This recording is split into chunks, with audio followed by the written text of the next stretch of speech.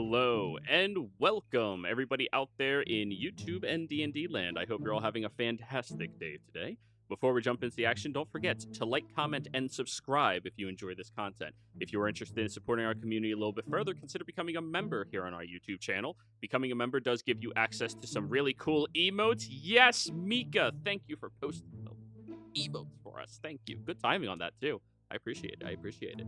In addition to that, you could also join our Patreon if you're interested in joining any of our campaigns.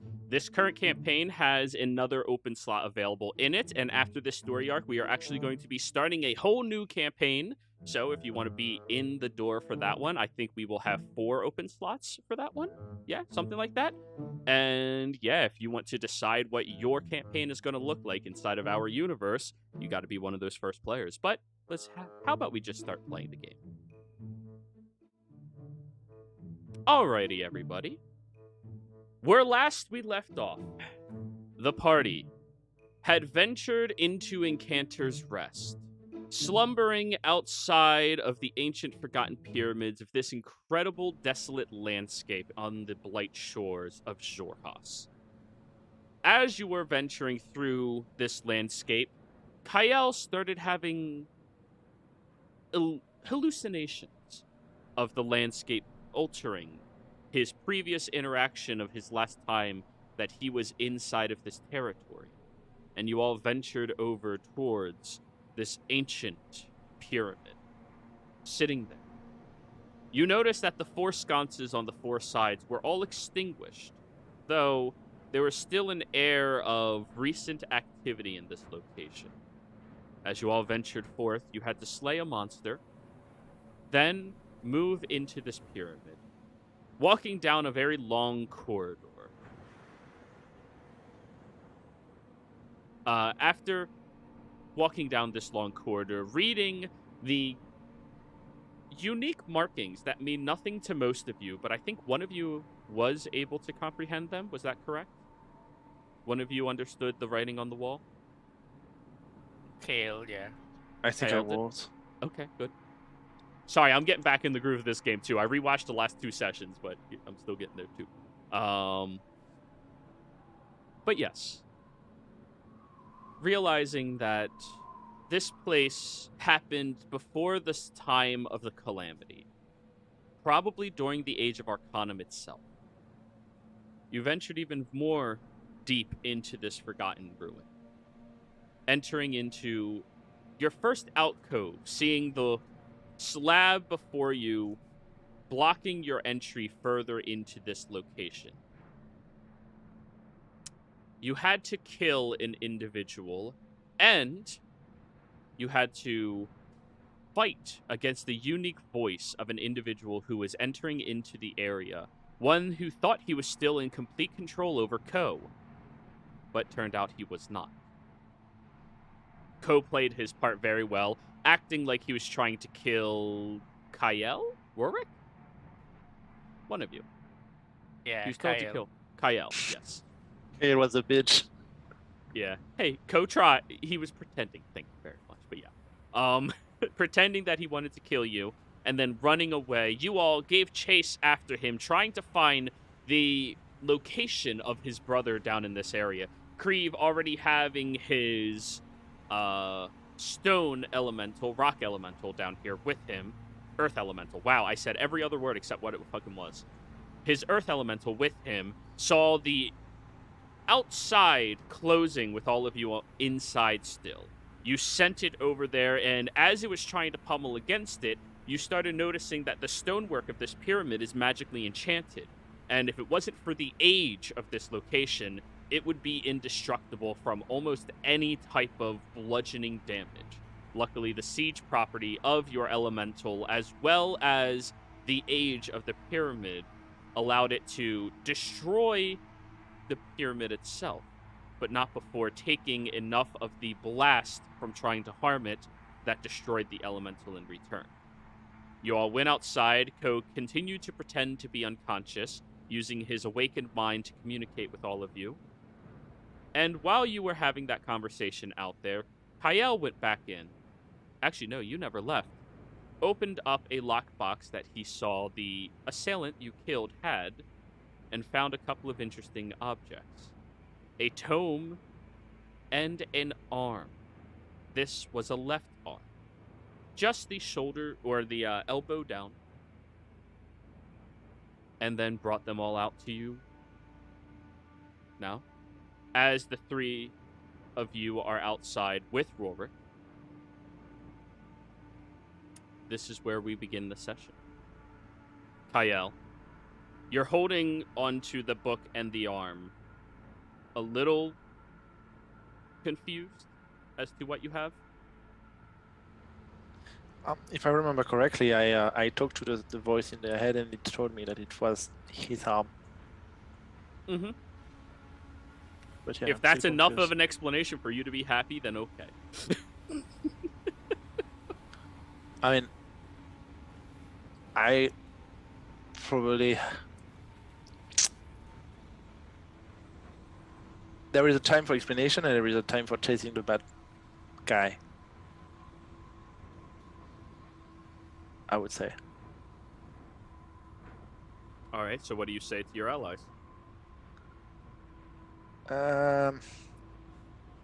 Well, this is kind of surprising.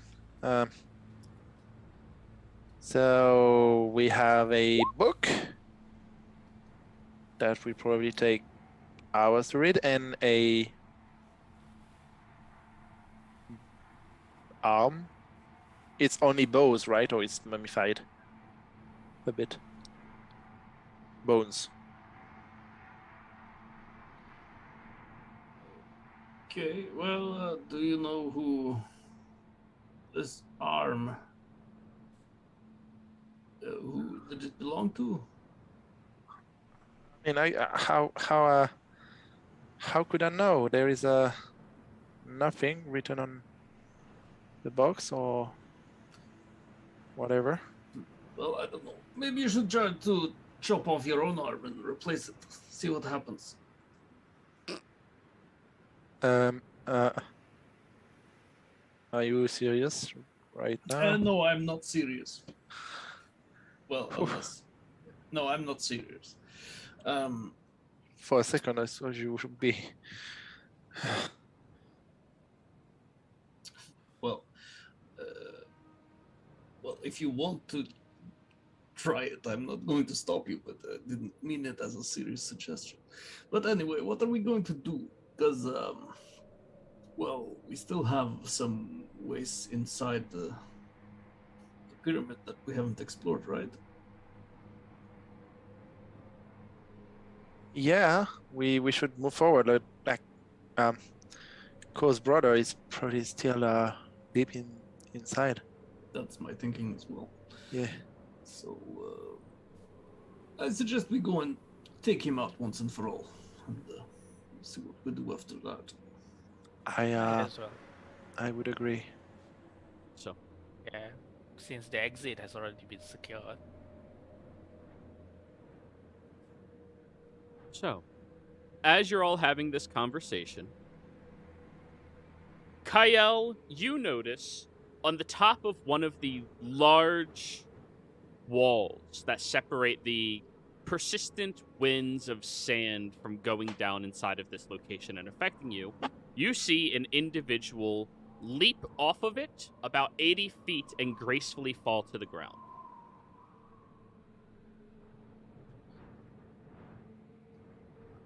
Hey! You! What? Hey, wait! What? Don't stay there. There- Don't move. What the I'm fuck? not even paying attention. I'm staring directly at Crave right now. Hey! What? You! Who are you? Yes, I hear you. What are you? Who are you? You look familiar. I'm You no look one's familiar. We must be best friends. No? Is that how it works? Absolutely, because you keep showing up in my dreams, so that must mean we're best friends. Best friends. Yeah. Well, I keep showing up in many women's dreams, but have I met you before? Can't remember. Should I have? Well, come over here. Wait. No. Uh, So, Patry, as you're getting mixed signals from everybody, you approach on over. Could you please describe what you look like? Even though we can see what you look like perfectly. So you see a rather Leaf-looking satyr girl, with long brown, with long brown hair, with long antlers. She's wearing kind of like light clothing, and she's just bouncing all over and staring, just not even paying attention to anyone else except for Creve, and saying, hey, you! We're absolutely best friends now. I can tell. Creve, I need you to roll me a history check, see if you know who the fuck this person is. All right.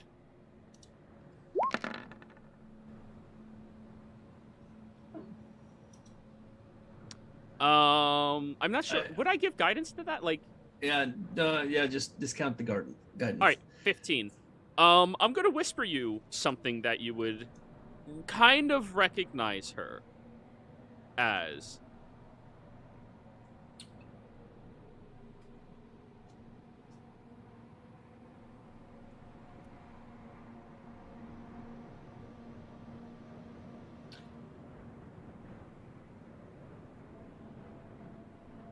Oh, I whispered that to the wrong person. Oops. There you go. Oh no, what just happened? What happened? I don't know. We lost Patry. Yeah, we did. Oh. Okay. Well, hopefully Patry will be back soon. Oh. Explosion. Yeah, I mean, pretty much. Oh, that was bad timing. Right? Oh my god, it's this game, guys. Like, it's... Yeah, it's...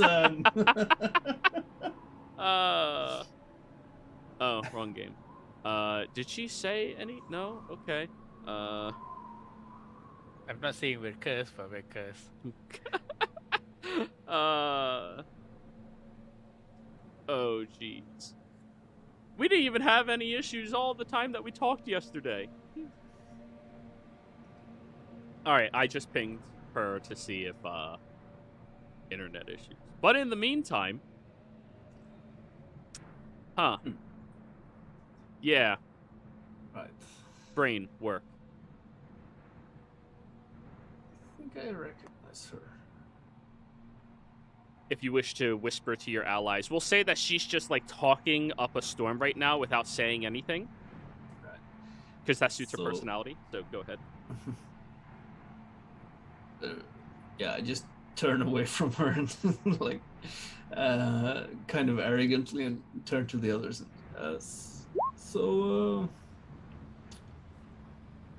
Well, I've seen her before. I think I have, at least, you know. She used to be performing with the theater. Guess you've been everywhere, huh? Well, not everywhere, but you know, I get around. So, Patry, Hey. welcome back. I Welcome just back. said that you were talking a lot without saying anything, as he was discussing with everybody how he may recognize you.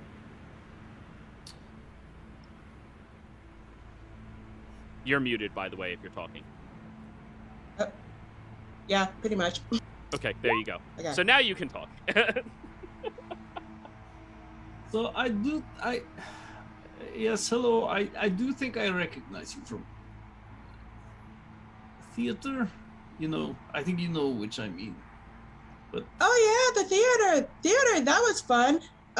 Just letting you know, I actually have no idea who you are. It's just that you just keep showing up in my dreams. So we must have a special connection. I'm pretty sure we're best friends. right. Someone's been bothering me with all these dream things. it's like we have these. I've been in dreams with these guys, and now I'm suddenly in your dreams as well. Well, if we follow the logic, you and I are best friend, Crib. A whole partnership of best friends. Oh, I love damn. it. Right. Very good. So, what is your name, best friend? Hi, I'm Patry. Nice to meet all of you. Now, Patry. Okay. Patchery, Oh. right now you notice it. You didn't notice it before, but like, you think you still have a tooth stuck in your leg, from the large snake you had to kill. Oh. Oh, dang.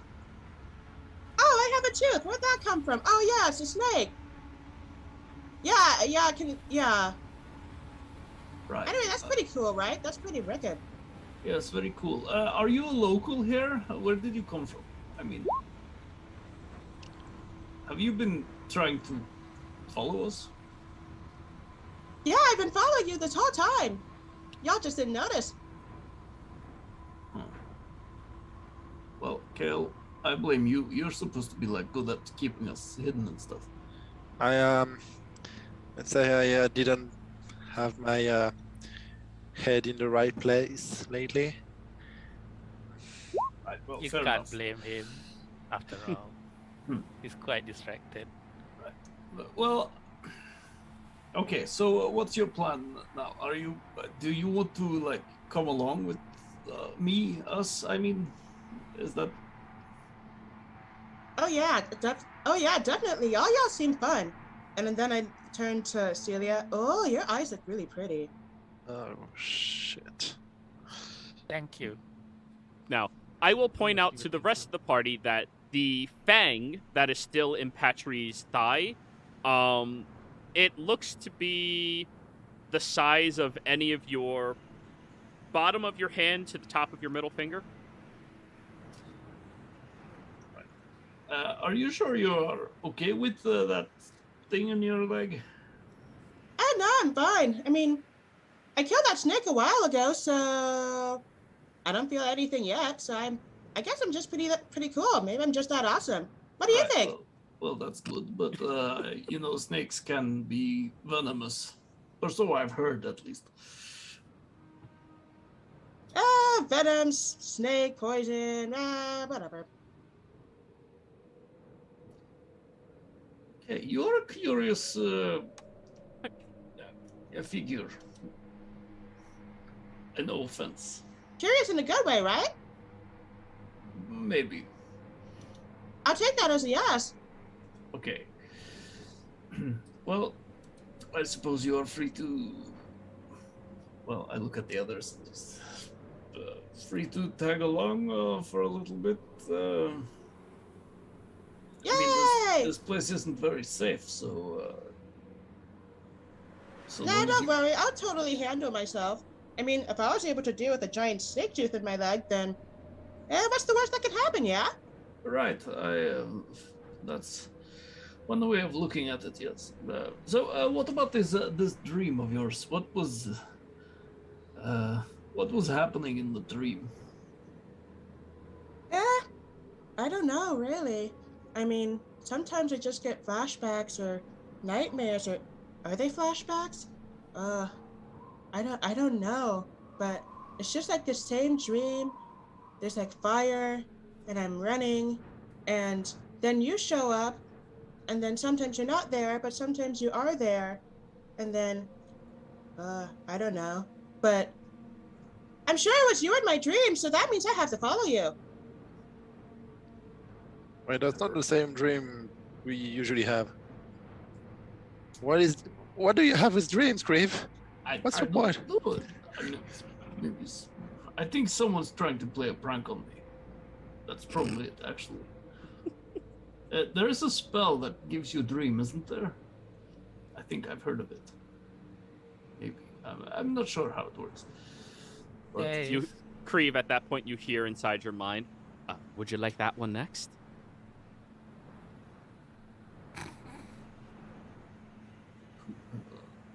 The same person you always hear in your mind.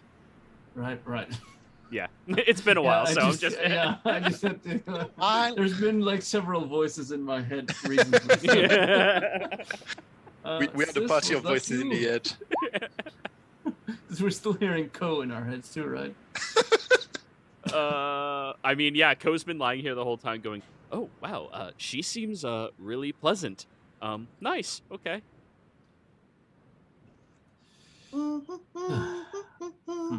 We're gonna be the best of friends, I can tell. It's you and me and us and da, da, da, da, da. Right. Okay. Well, just see how it goes. We are off to kill this big bad evil guy. So that's the plan for now. Do you want to help us with that? Sure, I can punch him in the face. Right. Are you good at punching? Yeah, I can punch ghosts. You can punch ghosts. Yeah, What? one time I punched this giant ghost in the face, and he was like, "Pow!" and I was like, "Pow!" and he was like, "Ah!" and I was like, "Pow!" and it was like pretty cool. Yeah, so I can punch ghosts. Did you action pose every single one of those wapals? Yes. She is very fucking fast. Oh, well, good to know. Yeah, you seem like you have a good physique. Yeah, and if one punch doesn't work, you can just do another one, like things, something like that. Right, right, of course. I Oh, prefer damn. to punch from a distance if I can, but right. What was that, Kale? Like Kale was just saying, "Oh damn," with the jaw dropping, with the quickness of a ba, ba, ba, ba, ba. Yeah. I think I'm tired just looking at her. All right, you can go to sleep. I don't sleep. All right, you can do whatever your transy thing is if you're tired. Oh, I think I will sleep this night actually. how is everyone actually? Should we do? Should we? You know, I vote to keep her. Yay, pretty eye lady likes me. Yeah, because it annoys the shit out of Kale, so I vote yes. Right. Well, I guess we are keeping you, Patrick. Okay. Welcome to the group. What are we calling ourselves again? The dream team. The Dream Team. That's the one. Oh, Very sounds fitting, don't you snazzy. think? Right. Even more appropriate now. Oh god. Okay. Right. Well, let's go see if we can do anything about this this person then. Have you, by the way, have you ever encountered these cultists over in? Well, I don't know if you've been to New Haxon. We came from there. I don't know. I mean, I'm definitely just kind of. I mean, I was just following you here, and pretty much anybody who got in my way, I was just like, ba, ba, ba, ba, ba, ba. I mean, I didn't like kill them or anything. I just kind of like knocked them out, just like ba, ba, ba, ba, ba, ba. So maybe, I don't know. Right. Well, if you meet any of these people wearing like robes and looking very much like cultists, they probably are cultists. So we have a sort of strange relationship with them right now. It's complicated. So can I punch them in the face? Yeah, I know. I subtly point towards Ko. Ko opens his mind up to you. Ignore the body lying on the ground. There appears to be an unconscious person lying on the ground right in front of you, Patrick. Oh my gosh, is he dead? No. Is Well, that? Not, Yeah, no. not yet. You can make sure. You can try to make sure of it though. Hey, Oh. hey, come on now. Why would you? I'm trying to help you guys. Like, He's yes, he's very much dead. So we'll just leave him there for now and deal with him later. Wasn't that Okay. the plan? All right. I guess we're off, right? Right, we're going down this pyramid and hope not to die. And I guess nice to meet you. I'm Kyle Van. Nice to meet you. I'm Patry. Don't worry, I'll protect you all with a ba-ba-ba-ba. Oh crap. Yeah, So- and I'm Celia. Nice to meet you, pretty lady. It's a pleasure meeting you as well. Yes. So- Everybody.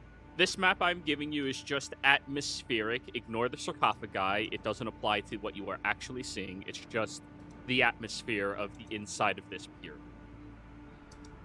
You continue walking down, looking at those very odd-looking symbols. I forget, at your level, Patry, can you communicate with anybody regardless of language yet? Or is that higher level? I think that's high level. Okay, Yeah, cool. We're not seeing the map, I think. You're not seeing the map? Is it black? Yeah, it's totally black for me. There you go. Right. Yeah. So, you pass by a couple of small nooks and crannies along the walls, periodically. And as you venture down here, I think it was 200, 300 feet or so, you make it back over to the wall that your golem had previously busted open for you fairly well, Kree.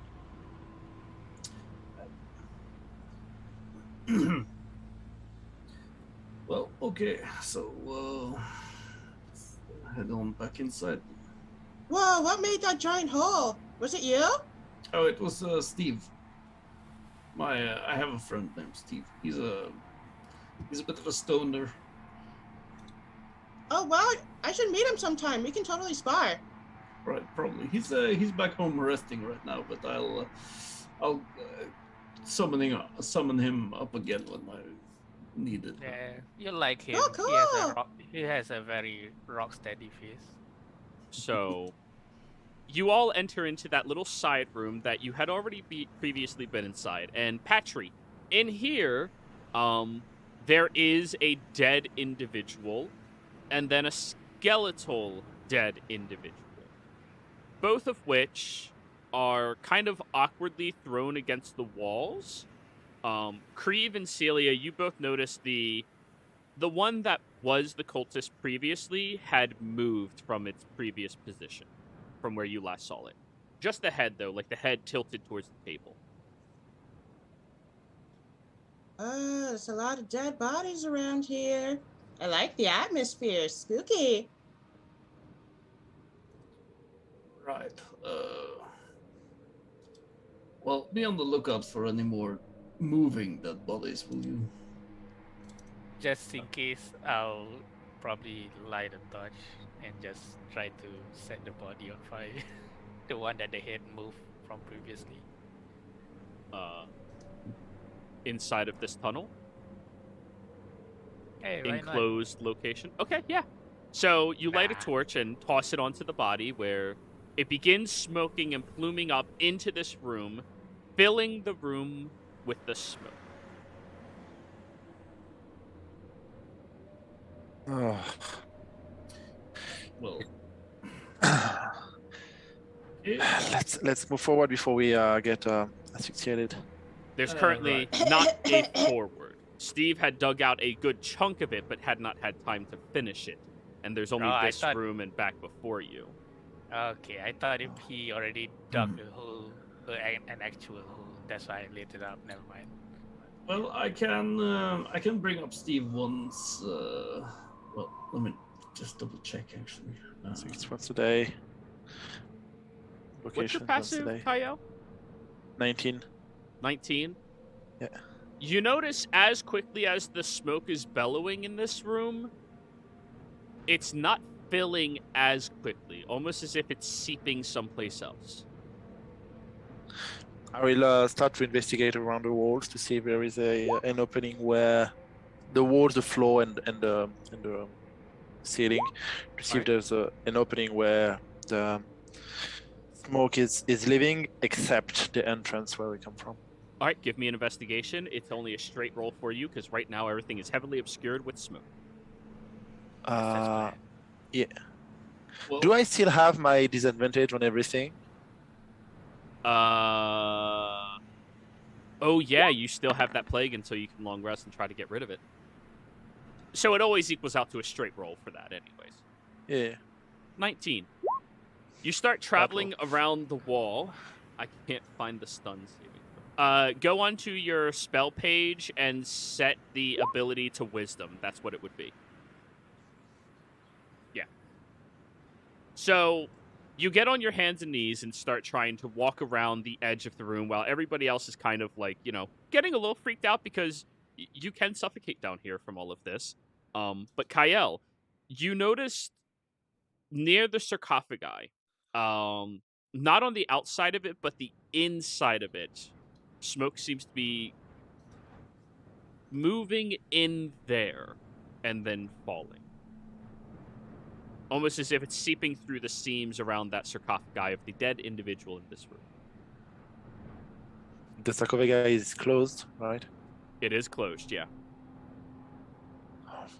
Right, for when we need it. I will try to inspect the sarcophagi to see if it's trapped. Okay. At this point, is everybody else staying in the room? I'm gonna I'm standing over by the entrance or exit. Okay. Just Celia? because the air should be fresher there. Slightly better. Patry? Yeah, I mean, I'm nearby Greaves, since obviously I wouldn't stand near the thing I just burned. I would like a con save from all four of you. Kyle, you have disadvantage since you are staying deep inside of the room. And I don't have Rorik next to me. Unfortunately not.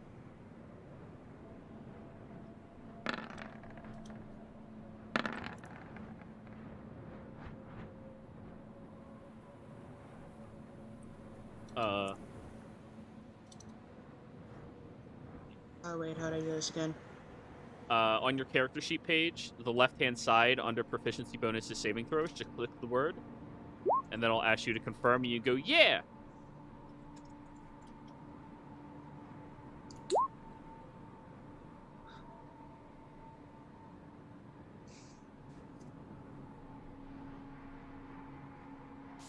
Are you finding it on your character sheet page?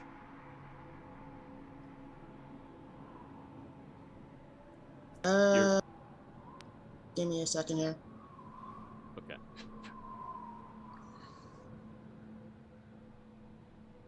There it is. Okay. All of you are fine for now. You're holding your breath, and you're not feeling suffocated quite yet, but most of you are aware that you only have a finite amount of time that you can hold your breath. Number of minutes equal to 1 plus your constitution modifier, everybody. So at this point, Kyle's been investigating for 1 minute. And what was your investigation for traps? Go ahead and roll that.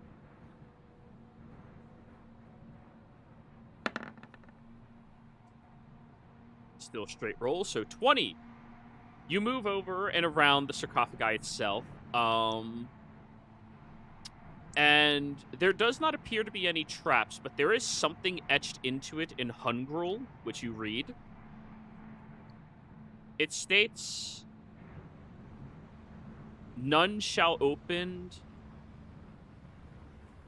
but my right hand." Fuck, we have the left one.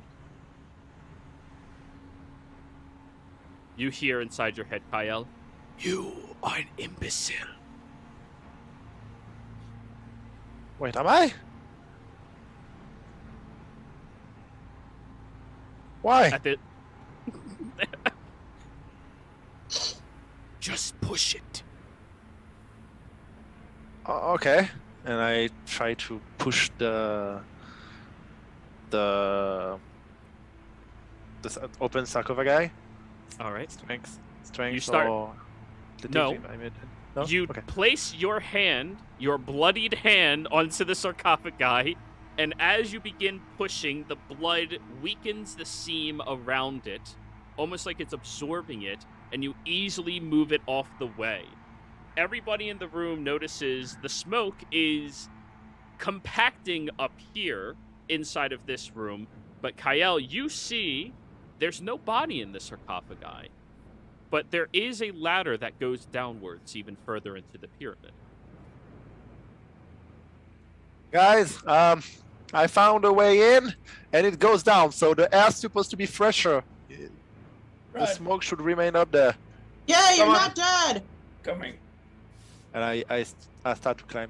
No, first I will cast a light on a pebble, drop the light to see the pebble to see how deep it is, and I follow the pebble.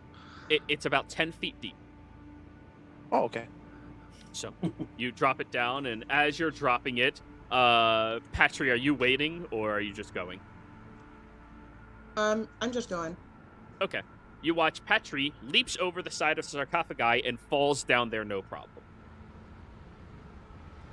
I'ma just slide down the ladder. Okay. Yeah, I'll just climb down. All right. You all go down here, even further into the location, and the smoke is no longer bellowing around here, but more like sitting over the top of the sarcophagi. As the last of you walks down to this corridor, Kyle, you hear and listen to the stones slowly closing back up. Well, I suppose we'll have to find another way out. Oh, wrong one. Yeah, it's like a magical sleepover. Ugh, of course it shut behind us. Everything always shuts behind us in this damn dungeons. That's why we broke up mean- the first. In essence, when you enter a room, you should close the door after all. Yeah, that just makes things more exciting. Ugh. Went to- What Ah. she said. just spent the whole hour to get a way out, and now we're trapped again. All right. Wait, Please couldn't you don't just breathe summon that Steve heavily back into or the mic whatever? next time. Oh, sorry. Yes. What were you What saying? was that? Couldn't you Patrick. summon like Steve back or something? I can do that tomorrow. So we're having a sleepover in a pyramid. Cool. Well, yes. We'll just see how cool it gets in here. That's not Um, very obvious. But If I've learned something in those dungeons, is that we should never remain in some place. Let's get going. now, Kyle, you have a fancy little feature as an archaeologist. I do. You all look around, and the walls are much more smooth. There's no etchings or markings around them. They seem to have been chiseled underneath the pyramid itself, almost like a lower level underneath that previous pathway you are all walking upon. You see up ahead that there are petrified statues. One looks to be a incredibly large four-legged creature, smooth head, doesn't have any features for eyes, and its tail goes over its shoulders with 5 different stalks attached to it. The other one on the other side appears to be an Aaron Kakra individual whose talons of the middle fingers are as long as short swords at their side. They're both high up on pedestals, kind of like sentinels over the direct path that you could walk, that has a very, very aged wooden door that looks like it is falling apart just from existence. Kyle, in pyramids, there would always be a different section that people would put in there, an escape in case somebody got trapped inside. Almost like a plumbing area that was just meant to have individuals traverse and move across it. But the fact that it was attached to a sarcophagi of the one referred to as the left hand of the true king, you think this was made with an ulterior motive, almost as if designed deliberately to allow someone to traverse across this terrain without ever disturbing the pyramid itself. Well, I wish I knew that last time I came here. Um, You're right back. And I walk slightly up, raise my left hand, showing it to the sentinel, see if they react in any way. You bring your hand over towards the two sentinel-like statues. Yeah, like if I'm waving, like just I'm salute them with my hand, like not touching, just showing it to be that, Okay. and trying to see if there is any reaction. Okay. You walk forward with your hand, and there does not appear to be any immediate reaction as you get closer towards them. Okay. The floor, it's like the walls entirely chiseled, or is it paved? Hand chiseled. And chiseled, okay. And there is no asperities whatsoever. No? Be careful, it might be a bit slippery. And I keep walking in very slowly. Okay. So Kyle is going first. I do like marching orders, everybody. Yeah, I'll be behind Kale. So I'll be at Great. I'll be at the end.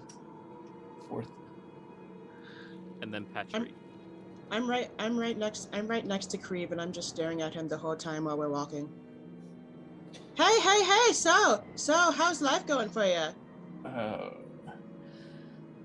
Well, right now it's a little bit well, I don't know quite the word. Uncertain. Oh, uncertainty. That sounds like an adventure. Well, that is what we are doing here. Yes. I know, right? Isn't that so cool? I think that's pretty cool. Right. Yes. Very cool. Hey, So hey. you, what? Go ahead. Okay. You were going, Cincy. You're not in this circus, I mean theater anymore then? Did they kick you out or what? They didn't really kick me out. It was more like, I don't know. I guess I just had these dreams, and I just kind of left. I mean, so technically, yes, no, yesn't, I suppose. Right. Okay. What were you doing in the theater, by the way? Kyle, at this point in their conversation, as all of you have walked past the two sentinels and through the door, which moves with incredible ease. It is old, it is ancient, it is a mundane piece of wood door. Kyle, you hear what sounds like two stones scraping against one another as the last of you walk by. I was gonna, before we walk too far forward, I was gonna ask Creve to cast Detect Magic, as I know he can do it at will. Well, okay. Give me 10 minutes. Oh, okay, no, not that at will then. All right. I'll ritually cast Detect Magic then. Okay. I'll wait. Do you believe in magic? Please don't interrupt me.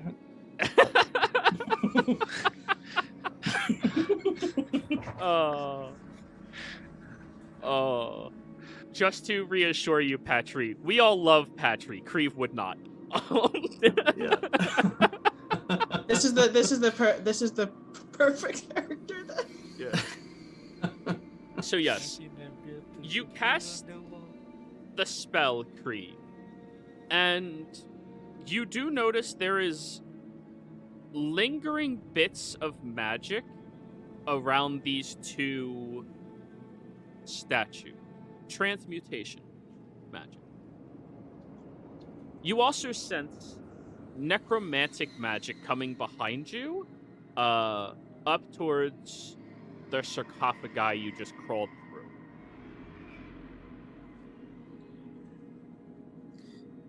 Okay, so there is some magic here.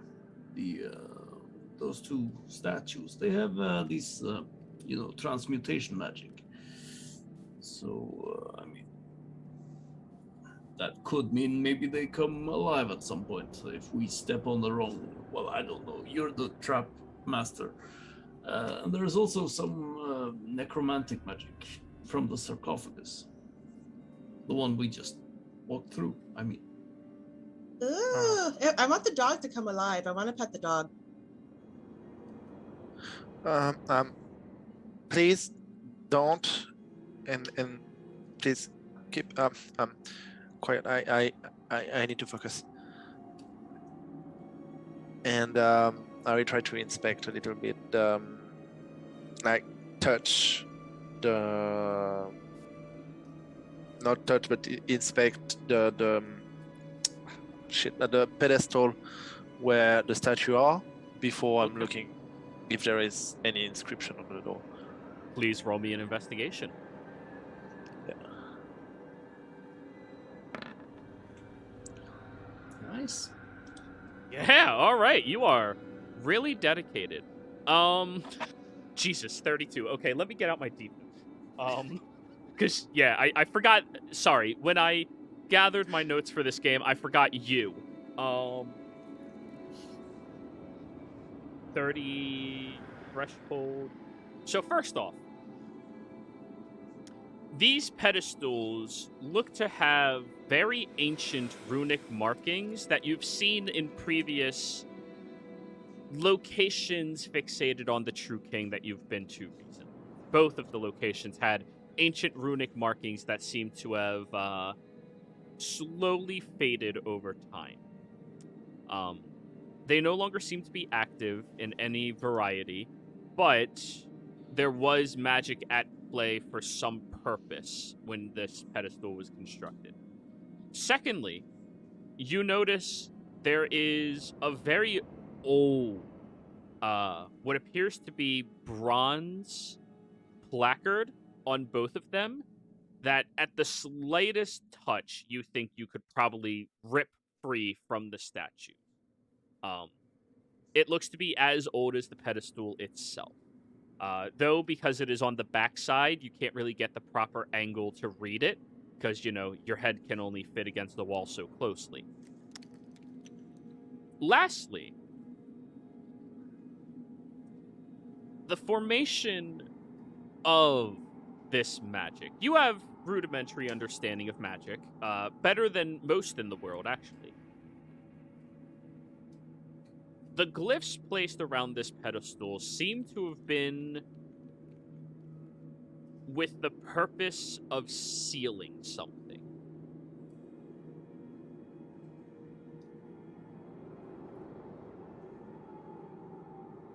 And that is everything you notice about it. I'll try to get the bronze placard and put it out to read it. Do you have a negative strength, Kyle? But I would do it with my mage hand. Do you have... Oh, it's your mage hand. All right. Yeah. Mage hand can apply 10 pounds of pressure, I believe, right? I can link you the spell. You can lift 10 pounds, which I equate to having 10 pounds of pressure. It's 5 pounds. It's 10. 10 pounds. Yeah. Yes. Okay. The mage hand starts wiggling against them, and you all listen to the as it just snaps off. It takes you a minute or so, but you bring it over. Both of the placards are incredibly ancient. They are faded in the markings that is on it, and this would need a little restoration or somebody with a particular skill set to discern what it said previously. Kyle, do you have forgery proficiency? No. Okay. I'm not this kind of rogue. Well, forgery has more purposes than just forging. I'm a cartographer, though. That actually, cartographers would have the proper tools. Yeah, you think if you took probably a good 10 minutes or so to lay a parchment against it after pouring ink across from it and allowing the weight of it to imprint on, you might be able to make out what those markings were. And I'll do that. Okay. So you all Yeah. have 10 minutes? I suggest we sort of take a little bit of a rest here. Anyway, I could use some time to gather my, regain my strength a little bit. Get Sure. your wits about you. But there's something like that. But first, I'm going to just have a look around, and I'm going to activate my ghostly gaze and walk around the room and trying to see if there are any hidden doors or, sort of openings behind the walls or anything. I got brewer's tools if anyone wants them. No, thank you. Creve, looking above you, the gap in the floor, or your ceiling to the floor of that previous area, appears to only be about 3 feet worth of deep stone. And you see that it is collapsed across the entirety of above you. And the pathway you are walking, it is not as perfectly direct as, or it might be more perfectly direct than the deliberately made pathway above you, as that one seems to weave and wane and move in different separate directions. Yours, as far as you can see, just moves forward. Now, roll me a perception check to see if you notice anything else. All right, so just give me a second here. Yep. Perception. I'm gonna use my Dark One's luck on that one. All right. So you get to add a D8, D10. D10. Ooh, look at you barding it up. Yeah. 24. You look at the two statues. They are not hollow. They are filled. You see, they both almost appear to, every probably 20 seconds or so, have a heartbeat.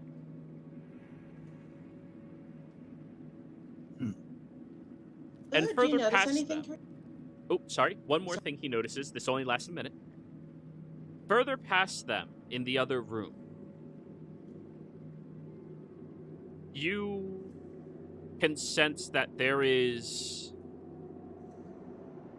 a false floor that takes up the entire width of the room, and based off of your perception, is about a 20-foot gap.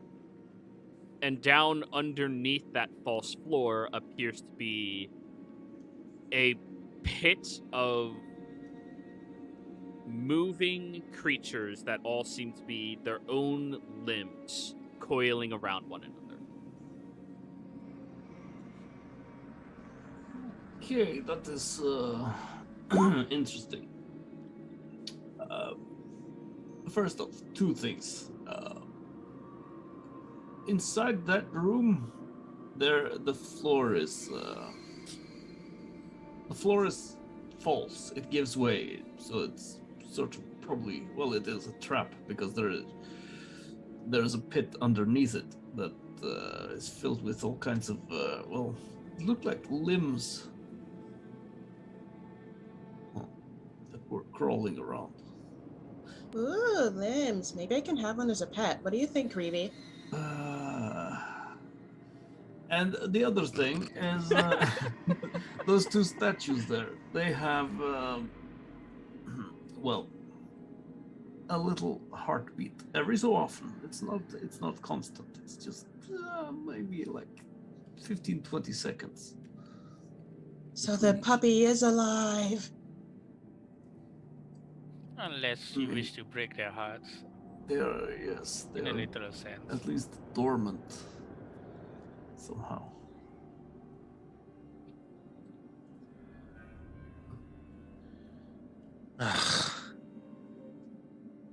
What? I hate that. I hate that I don't know where I put my feet. Damn.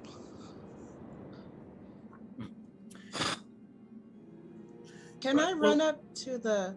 Oh, sorry. Go ahead. What were you asking? Yeah, go ahead. Can I run up to where the dog statue is and poke it? Okay. You pat, pat, pat, pat, pat, pat, pat, Oh, no, and no, no, poke no, the no, no, no. statue. Nothing happens. Aw, poo. Kael just, when he sees that, Kael is just like, no, no, no, no, no, and he just like freezes for a second. Don't do that, Yes. Ever- Aw, Ever I want to again. him alive. please. Let's try and get some rest a little bit then. Actually, maybe I should try.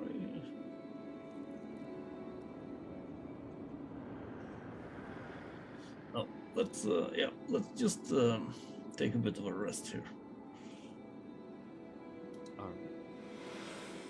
So you all sit down to take a short rest?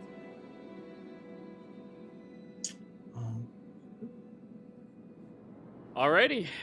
Are any of you attempting to do anything during your short rest? Swapping out any augments for spell slots, of course.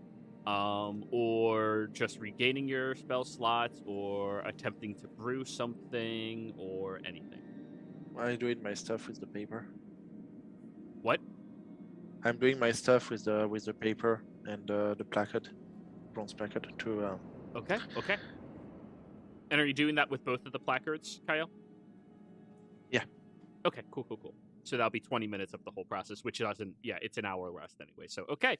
Kriv, you before gain... we- Yeah? Yeah, before we take the short rest, I'm going to cast Hex on Omen. Yup. So, Patry, I'm sorry, we have to... yeah, I forgot about Omen. You see this cat that doesn't like any of you. And any movement towards it causes it to go, meow. Very aggressively. I'm going to befriend this cat, whether it's the last thing I do. Oh, it hisses and hates you more than anybody else here. As it I'm would. up for the challenge. So yeah, you cast Hex on Omen. Oh. And before anything else happens, Patry, I forgot to give you a heads up about Omen. Omen is a dick, I promise you. It is a terrible entity. Here, kitty, kitty. Psst, psst, psst, psst. Wow. Kriv, it looks over at you. Get rid of it. Well, we'll see. Have fun. Be a good pet.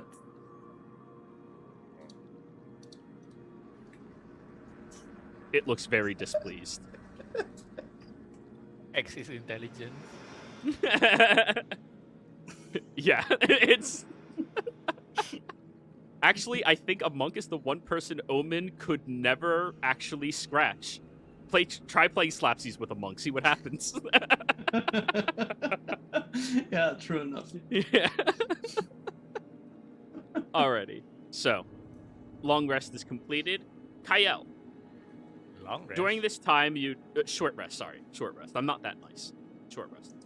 Kyle, during this time, you remove the 2 placards from your press. Target feels really uncomfortable for a moment. Yep.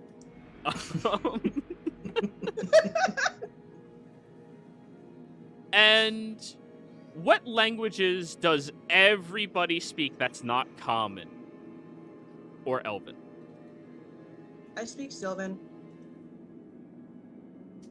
Yep. I speak Sylvan and also Infernal, Draconic, and Abyssal. Draconic? Yep. The names are written in Draconic, Creve. Oh, Yes. it's interesting. Mm-hmm. Can you read it? Yes, I can. Let's see. What does it says?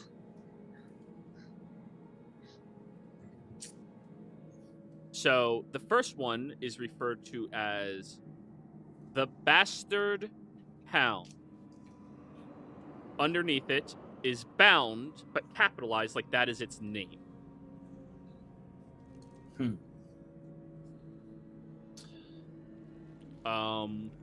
Under the other one would be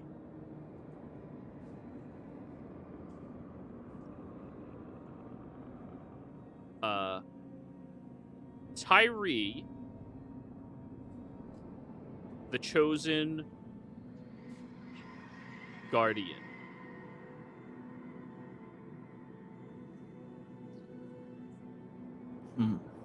Hey, dogs aren't bastards. They're cute. First name. I haven't relayed the names just yet. I'm considering whether I should say them out loud or not, because maybe that would. Well, I don't know. It could activate them somehow.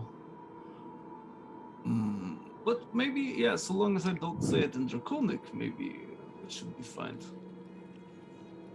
Okay, so that one is called the Bastard Hound, the Bound Bastard Hound, as I can see it. And that one is Tyree, or Tyre, the chosen guardian.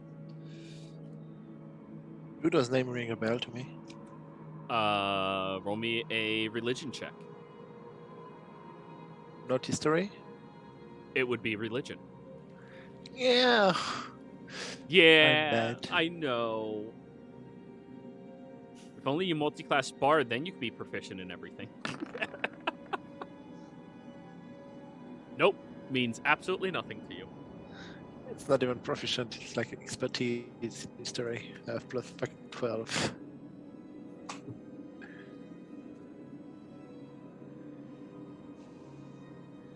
But yeah. Alright. Well, this doesn't tell us a lot. Let me just check the door to figure out if there is any kind of trap and we should get moving. Okay. Almost as if looking upon the door is enough to cause it to fall over. Without needing to roll anything, Kyle, you can easily discern this door is not trapped. It's ancient, it is old, and it was placed there mostly just to be a door. Okay. Same on the floor? Like, The notice. floor under the door is also not trapped. I was trying to think of a word that was like trap, but I couldn't. Damn. Alright. Well, if you guys have any other ideas, suggest you speak them now, or we should get going. Well, This room is- depends. If you think that these statues will still be dormant, or we should deal with them now, or just ignore it. Yes, well, it depends. Maybe, well, the way I see it, maybe they don't have to be enemies, sort of, depending on what we do. But, What if they're not keeping people from getting in, but from getting out? What if we just bash open the door and see what's on the other side? that also works.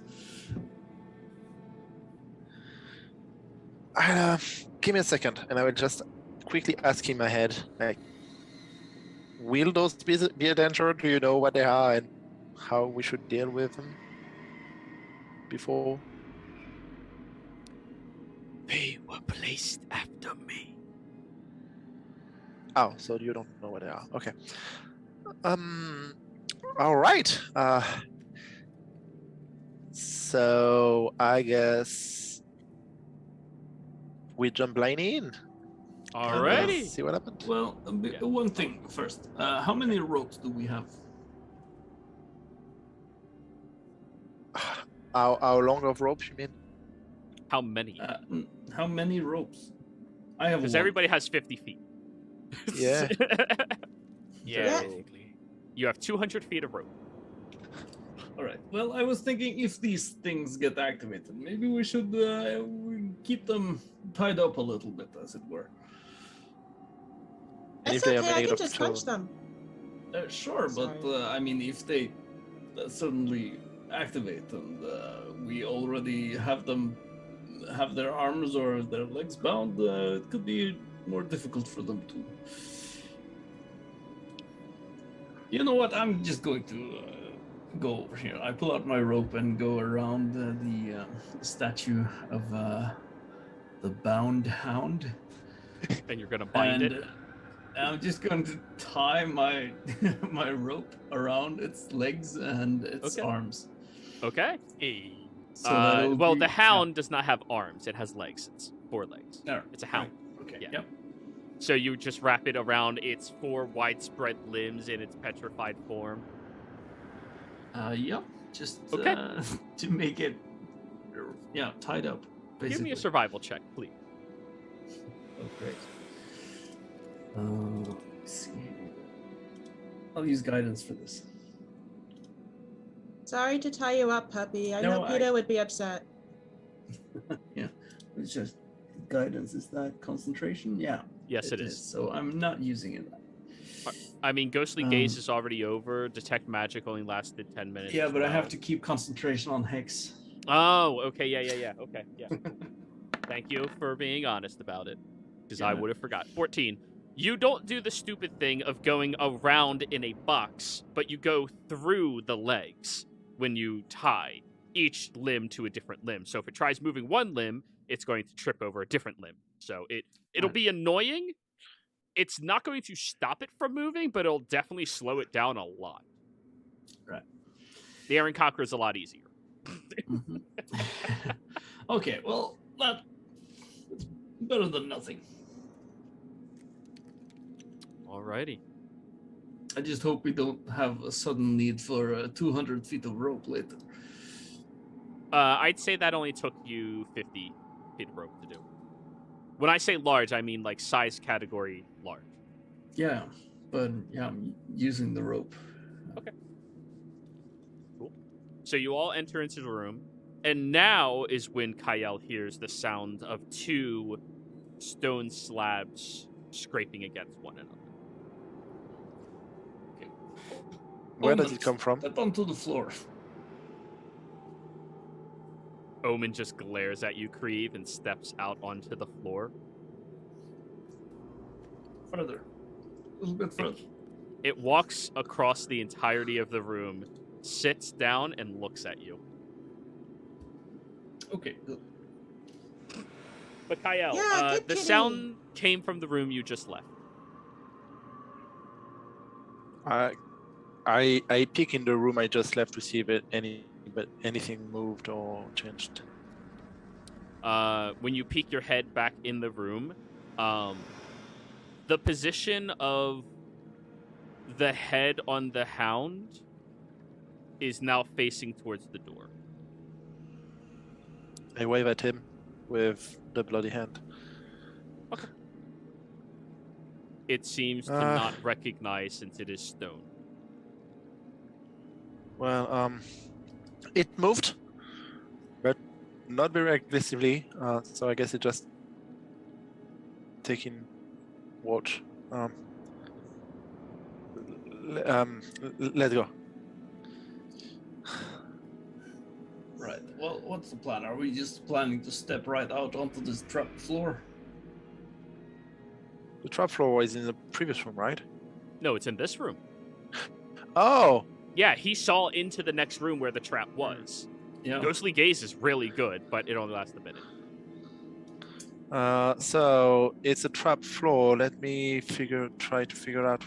So the floor is completely like smooth, like in the Perfectly previous smooth. room, or Yep, is it it's- paved, or is it? It is tiled, it is smooth, it is very well constructed, and it has a sizable layer of dirt-like dust on top of it, and the only prints you can see across are that of omens.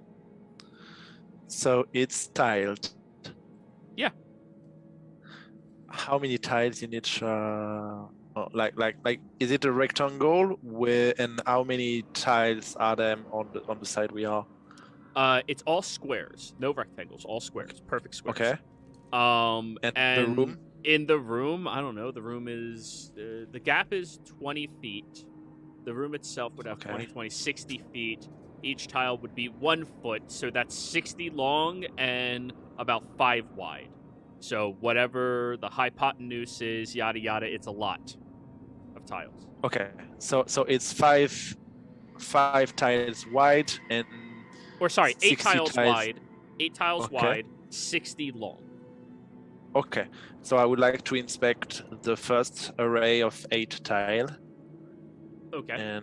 And trying to figure out if there is any kind of mechanism or stuff like that. Okay. First. Go ahead and roll me an investigation roll.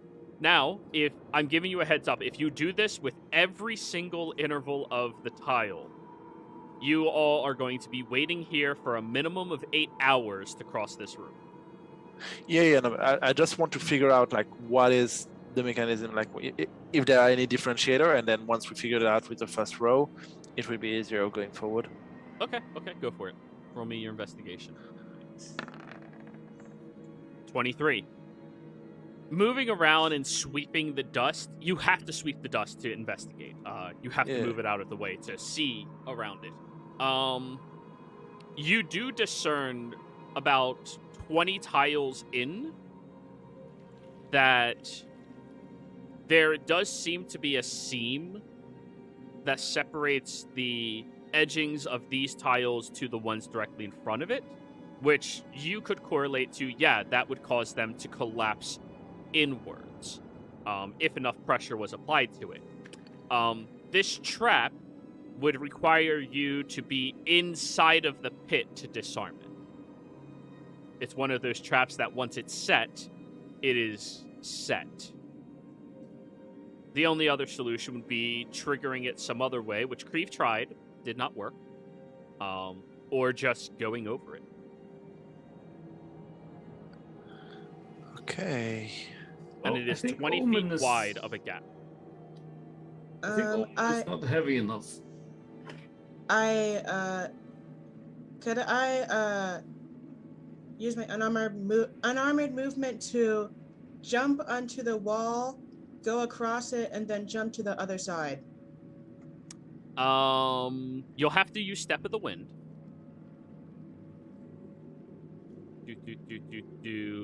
Oh, wait, no, you can run across vertical surfaces at your level. That's right. All right, you all watch as Patry just runs over to the side of the wall, sprints across it, and leaps over to the other side next to Omen. Kitty! Wow. And it just runs back across towards Krieve. Are you seriously coming towards me, Omen? I didn't even call you. Oh, this is very interesting.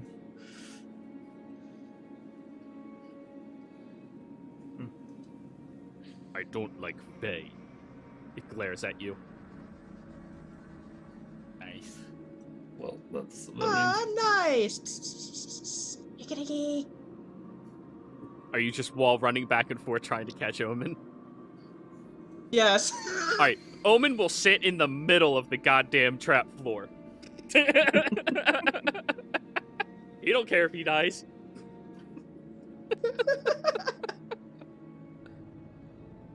But what's on the other side of the room? The other side of the room appears to be an open archway that has another set of pedestals where the only thing you can see attached to them are the feet. And it seems to be cracked right above the feet as if there was something there but has been destroyed since it was placed there.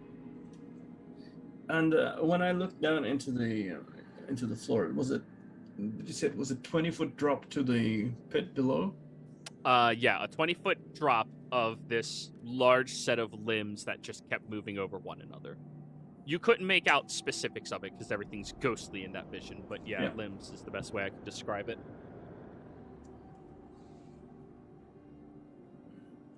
Okay, so somehow we need to all get across, or we need to just trigger the trap somehow and brute force our way through it. I don't know. I prefer just teleporting across. Well, sure. I mean, I could also do that, but All right, fuck it. I misty step to the other side. All right. Now, as you attempt to cast your Misty Step spell, everybody watches as a black wave of energy pulses from the previous room through this one, and your spell is stopped, Kyle. You also hear the sounding of the grinding of stone yet again, and this time when you look back, in the archway is that hound kind of moving into the doorframe. But it stops. It's not moving actively as you are looking at it. But I'm still in the same place, right? Yep. You And I did not seem to be wasted, able... You used a spell slot. Okay. And it did not seem to allow you to traverse.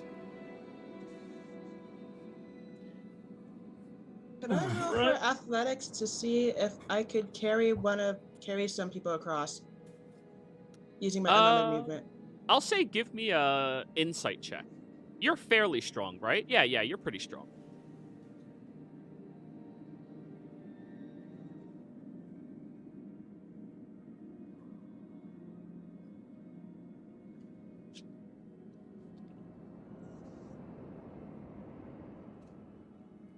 Jeez. I mean, you're not positive if everybody's light enough. I mean, like, Celia looks fairly light. Kyle looks fairly light. Creeve's wearing heavier armor.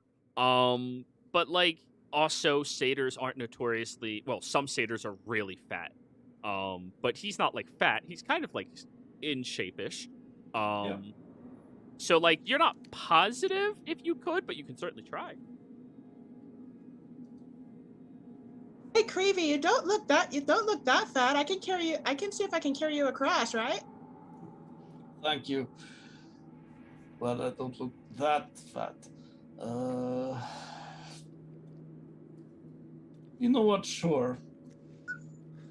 See if you can carry me across. All right, Creeve, are you taking any preparations? Try. No. I would like to try something before, just for the because I want to try it before any situation of failure of creep falling in. Sure. Can I? Yeah. So I would like to tie my key, so my infiltrate key, as a dagger to the tip of my whip. Okay. Throw the dagger up to the ceiling so that it fits in, and try to Indiana Jones my way with the whip as a Tarzan, or Tarzan my way with the whip to the other side. All right, Kyle, give me a strength-based attack roll. You have to stab it into the ceiling. That's the hard part. Oh. Got this. Hey, you're still proficient. How can I do that? So I will. How can I do that? So I will roll athletics and add 4. Okay, what were you saying, Creep? I'm going to... actually, I do have something that could be kind of helpful here. And I pull out a pack of pythons and... climbing gear. Mm-hmm. Pete, Patrick, if you could maybe put these into the floor, not the floor, the wall over there. We could just climb along it. Kyle, it stabs the ceiling, but not deep enough, and when you try, like, putting weight on it, it just falls out. Okay, I'll try again. Yeah, go for it. Hey, I'll try your idea, Creevy. Please don't call me that. All right, 17. It seems to stab into the ceiling a bit better. About, I'd say half of the dagger's blade goes into the ceiling as you whip it up there and it stabs in. I try to get my weight on it to just figure out if it falls before I... Roll me a, this is going to be a, I'll say perception check. Roll me a perception check. Yes. God. Do I have disadvantage again? Still? DM inspiration. If you do the recap, if you do the note recap. No, the disadvantage. Oh, the disadvantage. Because my Yeah, brain yeah. was fucked. Yeah, you still have disadvantage on your shit. Yeah. 15. I mean, it doesn't seem to pull out immediately as you apply weight to it. But yeah, Patry, you're going to attempt to scale the wall and pitten across it. Yeah, watch this, Cree. Roll me an athletics check. This is payback for all of your terrible puns, Ilvorn. That was a mistake. Give me a sec. Insight check? Oh, yeah, that's the wrong one. But yeah, Kyle, if you want to try to Indiana Jones your way across it, go for it.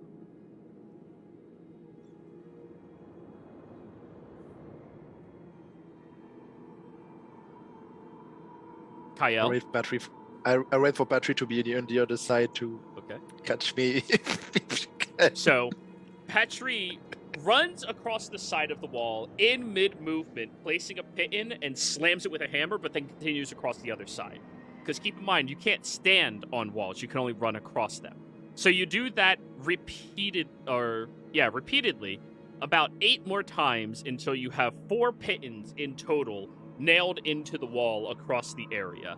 At that point, you're slightly winded. I mean, that's a lot of running back and forth, but you'll catch your breath in like 5 seconds. Wow, that was a workout. Thanks a lot, Cree VV. Alright, very good. I look over at Omen and for the first time feel some kind of kinship.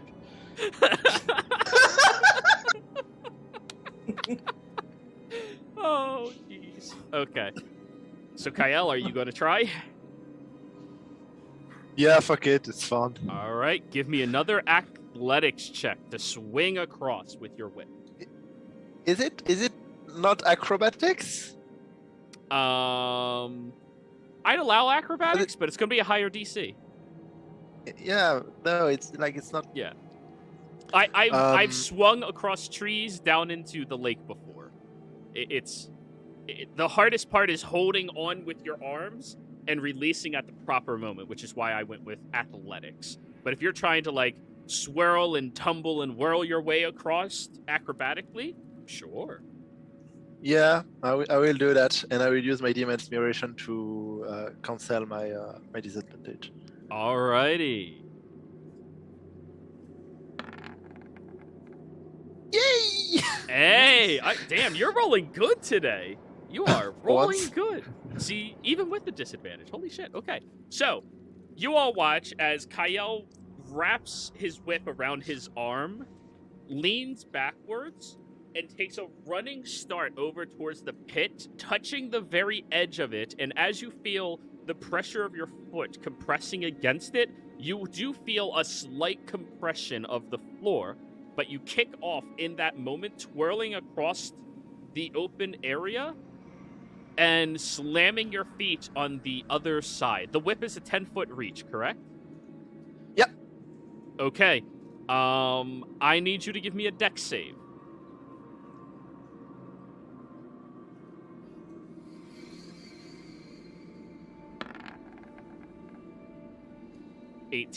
You land just barely on the edge of the platform that you were trying to run across, and you feel it falling, but you just quickly pull your whip and dagger back towards you and tumble across as the trap is triggered. Everybody, you see the 2 sections of the floor collapse inwards very suddenly, and you look down at what appears to be these black-like leeches, all inside of this incredibly large, open pit. Kyle, you're perfectly safe, but you did trigger the trap. It's just Ugh. no one died. So hey, That's my specialty, triggering the trap, but no one dying without from it. dying. Patry, at this moment, you are also complete with your pittance across. Yeah. Alright, so does he manage to use all of them? No, it only required 4 pittance to go across 20 feet. Right, okay. Yep. With a rope, all you have to do is, like, just propel yourself from one to the other, reestablish, propel one to the other, and then have Patry run the rope back to another person to loop it through. It's an easy enough process. It's just... Yeah, actually, you don't even have to worry about falling, because you can't fall more than 10 feet. Or 5 feet. No. Okay, well, I look at Celia, and I guess it's our turn to try and get over this pit. Then. You first. So, Kyle, you're the one with the light right now? I have dark vision, so we have no light. Oh, no light down.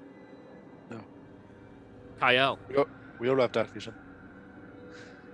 Yeah, that's not what I was asking. I was asking for Yeah. light. Kyle, Nice. the other side of the chamber, you see these 2 silver eyes in that doorway, and you see the bound hound is slowly stepping forward. And this is where we're going to go ahead and go on break, everybody. We'll be right back in about 15 minutes or so, everybody. Stay tuned.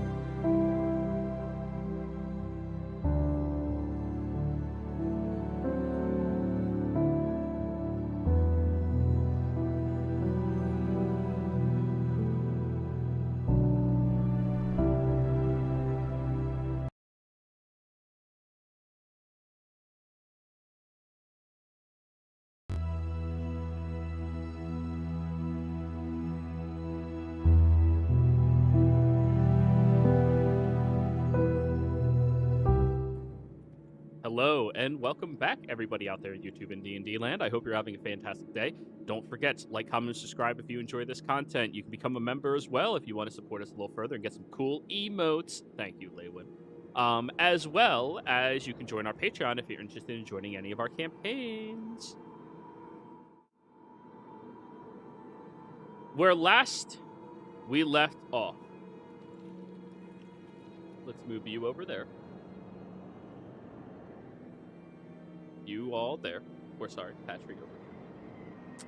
Where last you left off, the party had entered down into a secret tunnel. That seemed to have been buried underneath the left hand of the true king's tomb, though there was no body inside of the sarcophagi when you open it all up.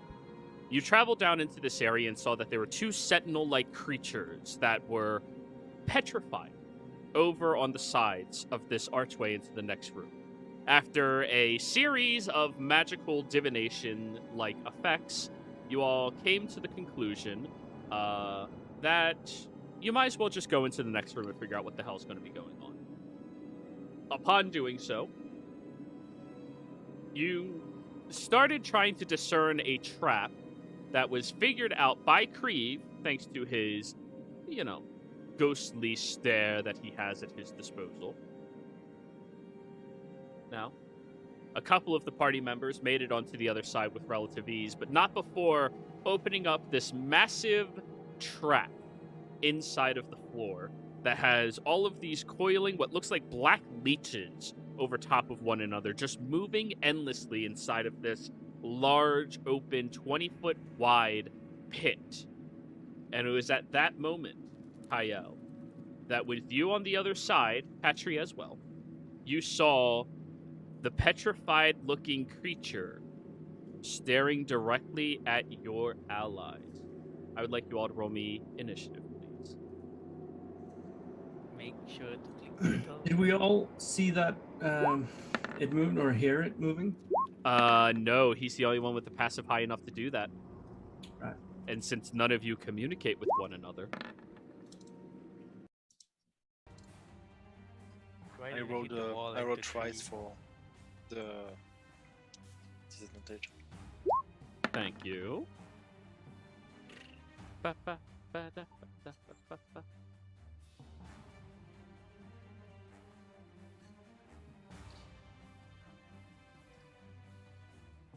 Damn it. I knew that bound hound is bound to come hound us, so we fall to the ground on this mound of leeches. He's trying so hard. 1, 2, 3, 4. Let me roll its initiative real quick. Dex mod. That's funny. Holy shit, you guys rolled bad. Wow. Wow. Yeah, it's pretty high on that holy shit portion list. Alrighty. Patry, you are the only person who is acting. Actually, yeah, you're acting first.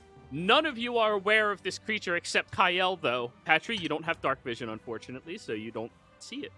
So yeah, your turn is going to be skipped. Sorry.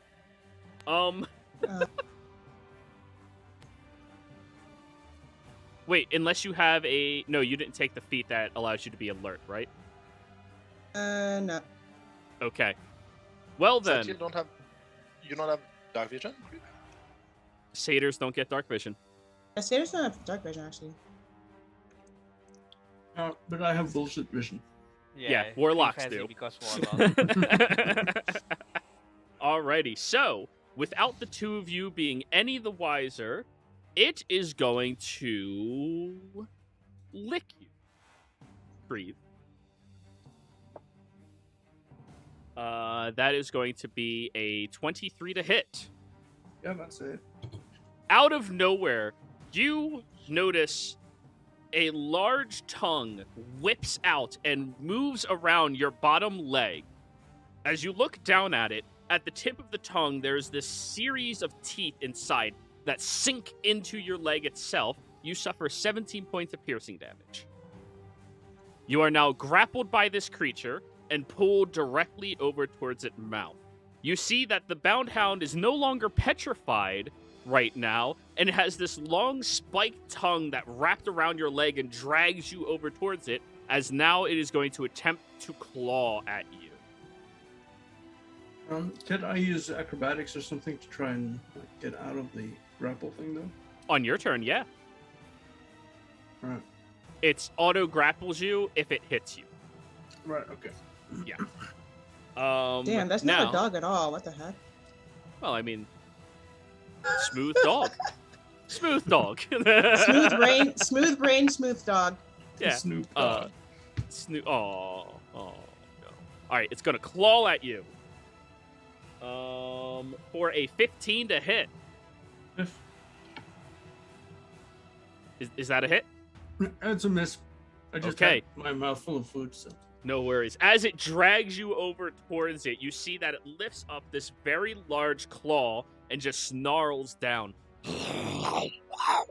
And sweeps down across where you are, but you manage to grab your other arm and hoist yourself out of the way against the ground, out from underneath its very deadly sweep.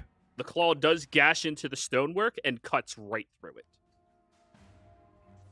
Okay. That was its turn. Kyle, you're next. Oh shit.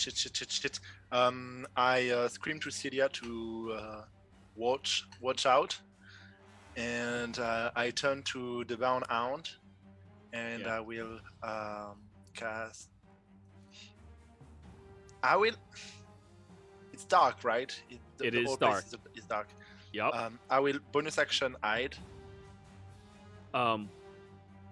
Let me Back- see if that actually works on this thing. in the Okay. darkness. Sure, roll.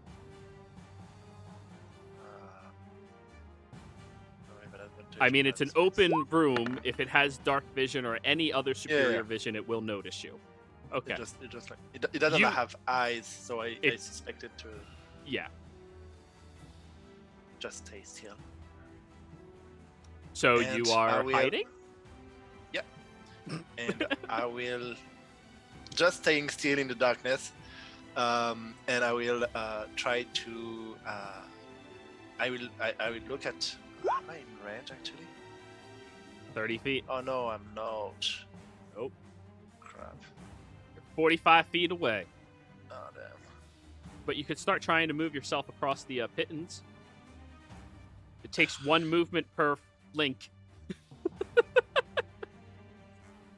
No, I have a short bow. Yeah, you do. I will short bow at it, and because Creve is next to it, I will have sneak attack. Yep, if you hit it, go ahead and shoot. It's a normal attack.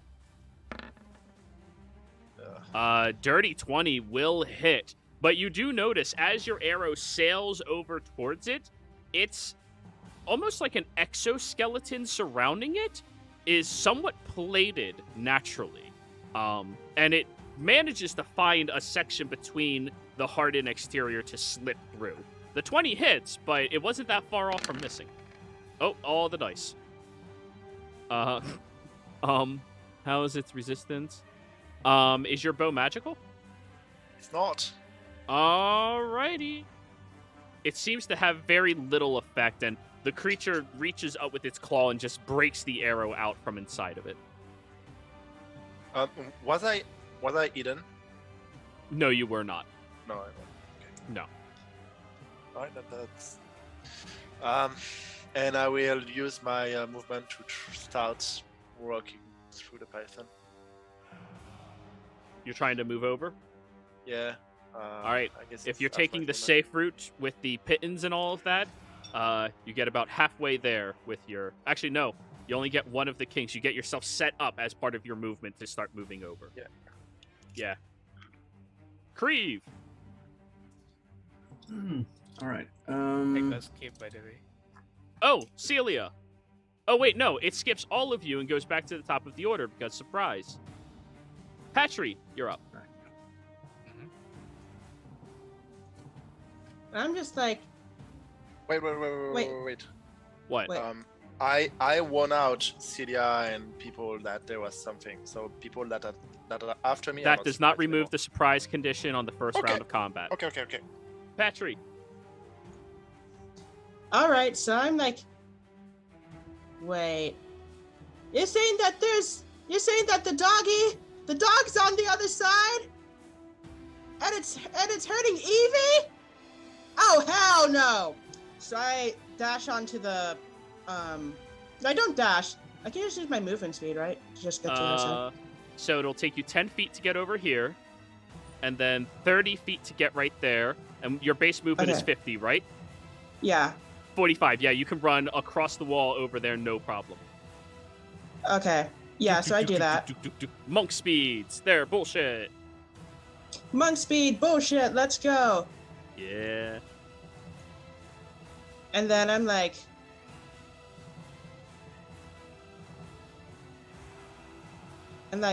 oh yeah, it's rumbling time. So I do unarmed strike. It's 8 to hit.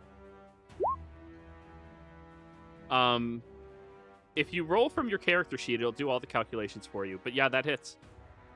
Okay. Yep.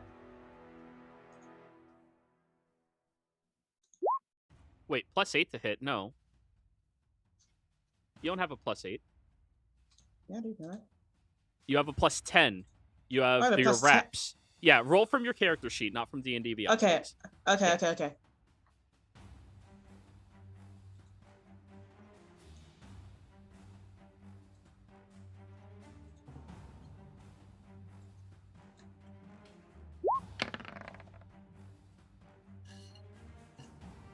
Alrighty, 27 absolutely hits. You run over towards the creature, and Creve, you notice that there's some sparks coming off of her fist as they are moving towards it. Go ahead and roll your damage.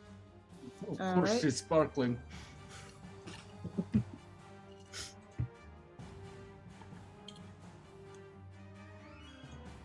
If you click the word in the chat, it'll roll the damage for you automatically. Okay. Alrighty. And there is a small burst of lightning that strikes across the creature from her quick fists. Alright, so it takes the 7, but it's only half of the lightning, so that's 9. Okay. That's your first attack. Yep, that's attack number 1. All right. So then I'm like, all right. Then I do it again. Yep.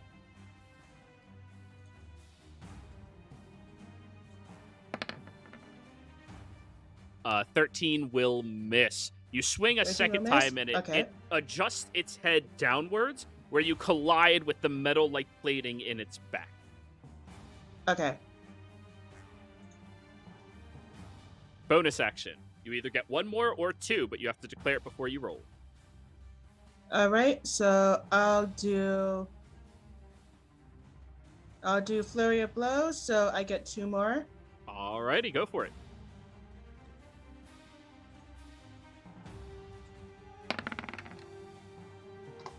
"24 hits. All right.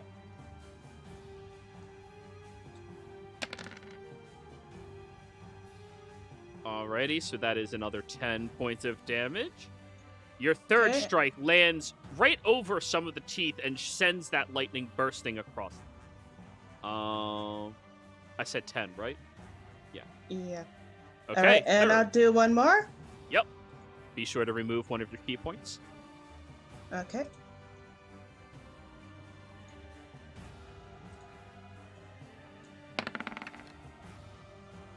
"14 will unfortunately miss. Now, All right. because you are newer to D&D, I did tell you I will give you some hints of things you can do. You can spend one of your key points anytime you hit in order to attempt to stun the creature. Okay. So, if you would like to add that on anywhere, feel free. Feel free. But that's your call. Let's see. I'm gonna see if I can stun on the second one that hit. Alrighty, so that'll be a con save from the creature.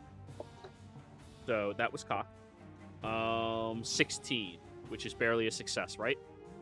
Yeah, like that's Yep. exactly 16. Yeah. Alright, so you do send a burst of energy rippling through it, but this creature seems at least tougher than that snake you beat the shit out of. But yeah, that'll be the end of your turn. All right. Not Okay. bad. The creatures go. The creature is going to attempt to swipe at you, Patry, All right. for a 12 to hit, which misses. It Misses, sweeps yeah. over where you are standing, but you luckily just leap over it with ease before landing back on your feet. Creve, now that it dragged you all the way up to it, you see the inside of the garbage disposal-like mouth as it is going to attempt to bite.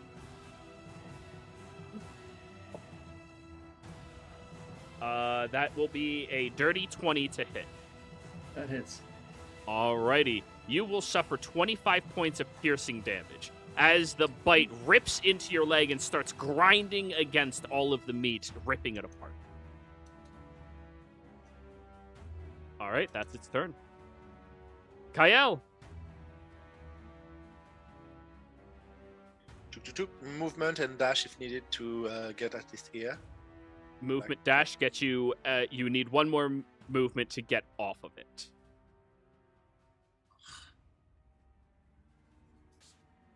I'm moving just 5 feet. If you're Much moving time safely with the pittons and the climbing gear, yes. Because you have to reestablish yourself to each of the pittons as a separate movement to adjust. It's a long process. You don't do it quickly. That's why climb speeds are so awesome.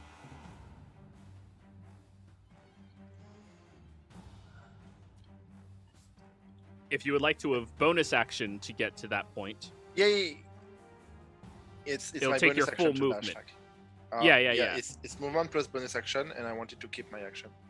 all right, go ahead. You have your action.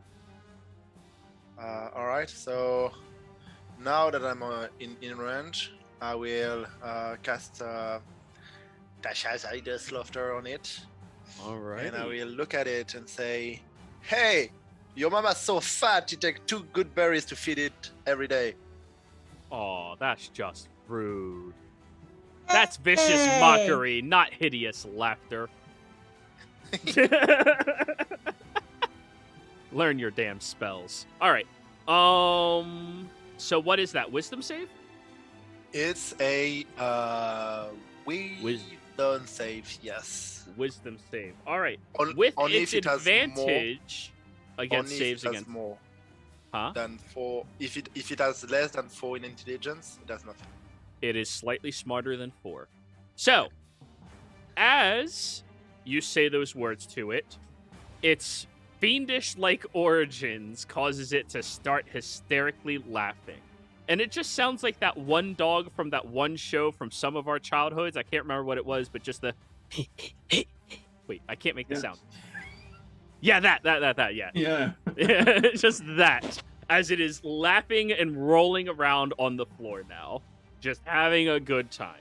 Its tongue is still attached to you, Creve, but it's not really holding that strongly. Alrighty. So let me make sure. If falls prone, is incapacitated and unable to stand up. Let me read incapacitated just to be sure that it says it doesn't get to do things. Can't take actions or reactions. Alrighty. There you go, Cree. Or Kyle. Celia. Oh, hey, there's a problem. What? Oh man. Well, it's in a laughter mood.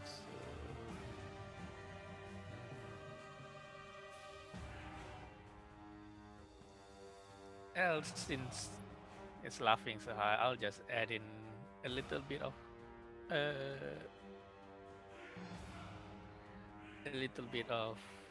what do you call it? Encouragement and cast Bane on it.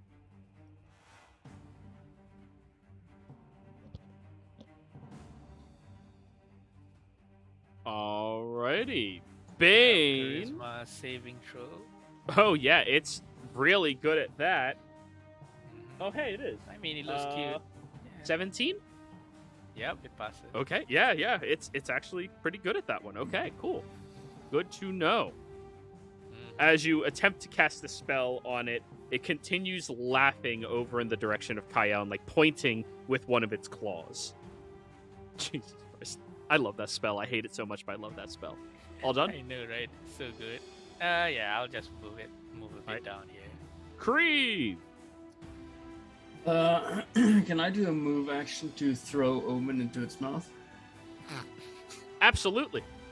Wait, All right. bonus action. Bonus action. It has to Alright. be a bonus action. No, that'll waste the whole point of it. I know, but it's Omen does not willingly let you throw it in the mouth. You have to at least try a little. Move action is more than a bonus action. No. It's- Ah, fuck it. I'll just fire 2 Eldritch Blasts. One at Okay. Omen first. One at Omen. Okay. Cool. So go ahead, roll to hit Omen. You all watch as he moves his hand over to Omen, and you all swear that it rolls its eyes yet again as it turns into a poof of what looks like small chains that then fall to the ground. And then, right after that, I'll use a bonus action to move Hex onto the Hound. And then follow Nice up with the dodge, Omen. Nice follow dodge, up with Owen. the second blast. Yep. You still have Which will disadvantage probably because you miss. are in melee. All right. 13 does miss. You aim. Oh, wait, but it's incapacitated. No, incapacitated just moves it prone. You have advantage on melee hits, not on. Yeah. So, yeah, you aim over at it as both of you are kind of like struggling to move at one another, but it rolls out of the way as you shoot at it. Almost a little confused that you shot over at Omen and then just keep swirling on the ground. But does it have no effect for being restrained by the ropes or anything? The ropes hindered its movement. It's not actually restrained. I moved its movement speed down to about 10. Unfortunately, its tongue has a range of 30 feet. Okay, right. Yes. Well, that's yeah. Oh, and by the way, as Hex, I'll move. Just double check. It gets a disadvantage on ability checks with strength. You're giving a strength disadvantage? Okay. Yep. Patry, your turn. I'm like, stop tonguing Creeve, damn it! And then I do another. I do another unarmed strike. Yeah, go for it. Apparently, you're now in the running for the Mika. This. Go for it. You have advantage because it is prone. So roll again. When you roll, it gives you the option of, do you have advantage? Make sure you toggle that yes. But just roll a straight one again.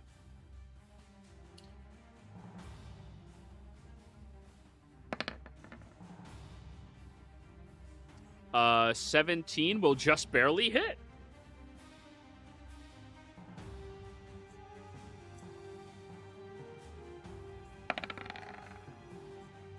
All right, so 14 points of damage. It is no longer laughing or no, I have to give it a save throw. With advantage, yeah, it still failed. Holy shit. Okay. 14. 2. You punch into it yet again, and it squeals a little bit before continuing its laughing cycle. Go ahead and roll your next one, but this time with advantage, please.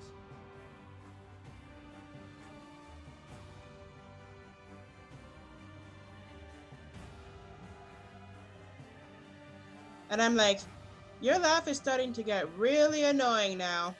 So this time I roll again, and I'll use another keep. Ah, why is this being weird? Oh, my bad. That was me. Go Sorry. ahead. I thought I was on the other character sheet. Not you.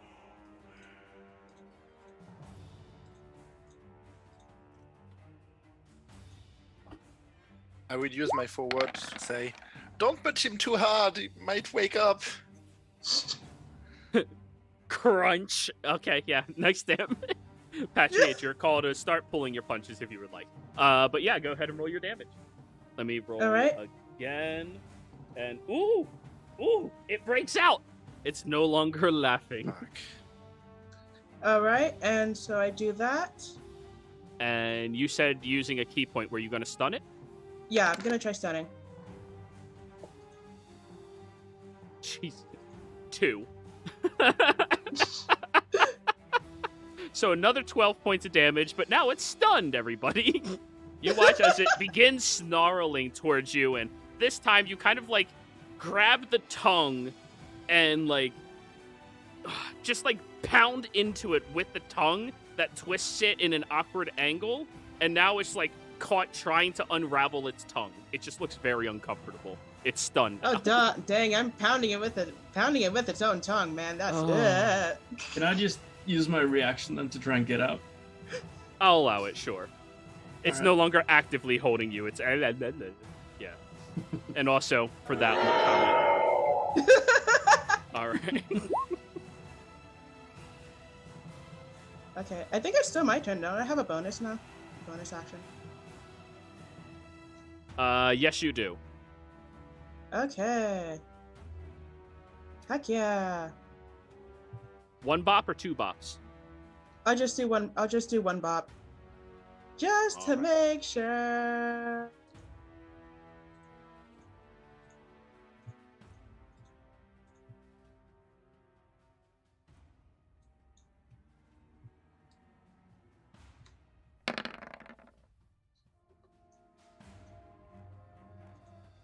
$26 absolutely hits. Yeah. Alrighty, so half of 1 is still going to be 1 because we round up. So 13 points of damage. All right, it is looking hurt. After taking a pummeling and having its tongue twisted up, it is now hurt. The bound hound is still trying to unravel its tongue. Kyle.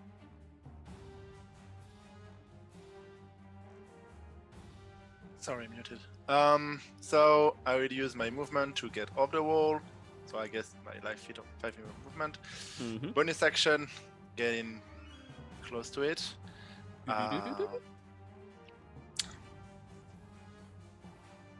Is there room behind it so I can be in flanking position even if I already have advantage? I mean, sure. Or You it's could just step a- over it if you would like to do that, sure. Yeah, so I will just get in flanking position just in case it wakes up. And I will key his fucking face off.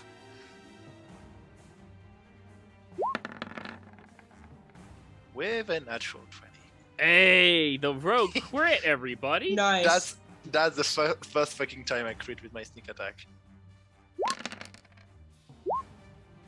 And I roll super poorly. It's magical now. It's with my key. Yes, it is. So wait, quick maths. 41 damage. 14, 18, 7, 2, 41. Yeah. Ooh, it's looking a lot more rough now, everybody. As you run over towards it with your key, slicing it down. What hand are you dominant in, by the way, Kyle? Right hand. Okay, cool. Stabbing it down into the creature and piercing it deep into its side. It kind of squeals, but it still seems very distracted with its tongue. All done?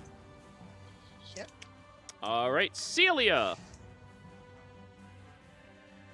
Oh man, all the damage come from both people with key points. Oh, that's a good one. Yeah, Eh, they're the key characters in this campaign. Oh. eh. God You damn asked for it, it. Mika. Just Ogun timestamp. All right, go ahead. Yeah. I'll just reluctantly shoot it. Go for it. It's 18. 18. It's still prone, so disadvantage. Oh yeah. So you it's got to have true. stand up. Yeah, that's true. I forgot about that. Yeah, 14. That miss. Or, yeah. Ah. 14 misses. Wait, but all attacks against it have advantage, so it would have been straight roll. I'm fucking myself up with these rules. Okay. Yeah, 18 would have hit. Does your masterwork bow have an augment inside of it? Yes. It's Awesome, the roll your attack damage. Ooh! So, whereas Patry punches with lightning, Celia shoots into the creature, and you all watch a small almost explosion into its stomach of forceful, thunderous energy slamming and rippling through its body. What's that, 12 damage? Oh, it's hurting. It's hurting. All done? I should dubstep. The second attack, because I have extra attack. Ooh, Battle Bard. Misses. Yeah, 13. Too bad. The second one goes flying past it, and you all listen as it collides with a wall in the back. Don't worry. I'm sure Yeah. that's not going to be a problem. Yeah, bonus action. I'll point at Creep. A point probably has not been made, but it's not the time to be licking around. And give him a body inspiration. Fair enough. You feel inspired? Oh. It's always a It was question inspired mark. to kill this thing and then kill Celia. Yeah. All right, one more It's enemy. always a One more. question All right, Right. I'm going to stand up and. Yay. Okay. All right, so if I use Eldritch Blast now, it's prone, but it's also on the ground. Oh well, no. That's It comes the out same to a thing. straight roll. Right, but we have advantage on attacking it. It comes out to a straight roll. Yeah. You have disadvantage from range and melee, or disadvantage on range because it's prone, but you have one instance of advantage of it being stunned, which always Yeah. comes out to a straight roll. But That you are range against prone is yeah. All right. Yeah. Hey, I've used that against many a ranged enemies when I played D&D. Yeah. 15 misses the first one. You can say he's pretty decent. Yeah, you know, I'm gonna fucking inspire that one. I'm tired of Ooh. missing all the time. Is it D8 or D6? D8. 22 to hit. Hit or miss. 22 always does miss, huh? hit. For 8 force, and then you're necrotic. Yep. And that's yeah, so 13 damage total. 13 total damage. The first of your blasts finally collides with the creature and sends it down into the ground, where the echo goes even further. And the second blast. 28 Okay, that's- absolutely hits. Right. And that's a good. Alright, 17 damage. 17. The creature's just barely still standing as you shoot a second time damn it. into it, sending it a little bit further backwards and spinning in a circle on the ground. Ugh. If only I. Yeah, fuck it. Yeah. And I still have my movement, so I'm going to take a few steps back. Hatchery.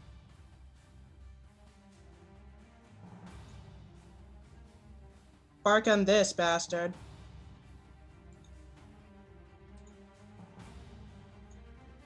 As you say its name, it kind of tilts its head up towards you. 13 And I misses. still miss both. You go to punch into the creature, and its tilting of the head swoop right past it.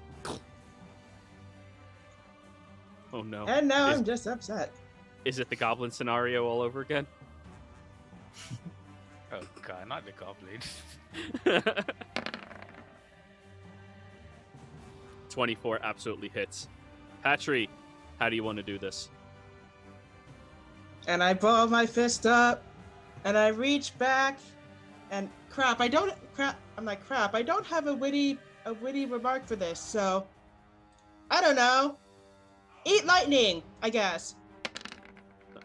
You take your hand, shoving it down into the mouth of the creature, ignoring all of the armor, and punching down into what you assume would be where its brain is about, shattering and sending a jolt of lightning into it before you pull your hand back out, and the creature lies on the ground, slowly turning back into a stone object as it lies here. Well, that thing certainly got its ass hounded to it. What Golf did clap. I do? What did You asked for it. I know? I have no one to blame but myself. You created a monster. Why can I never get the last kill or last damage? I mean, never get that fucking Dark One's blessing. I know, dude. I'm so sorry. But at least it was the new player, right? Like, Yeah. if anybody else in the party gets it, at least it's the new player. So yes, Now play dead permanently. you all watch as it is turned back completely into stone. I would like to pick my head in the previous room and see if the Arakocra moved or the. You look at the Aaron Cockra, and it does not seem to have moved at all.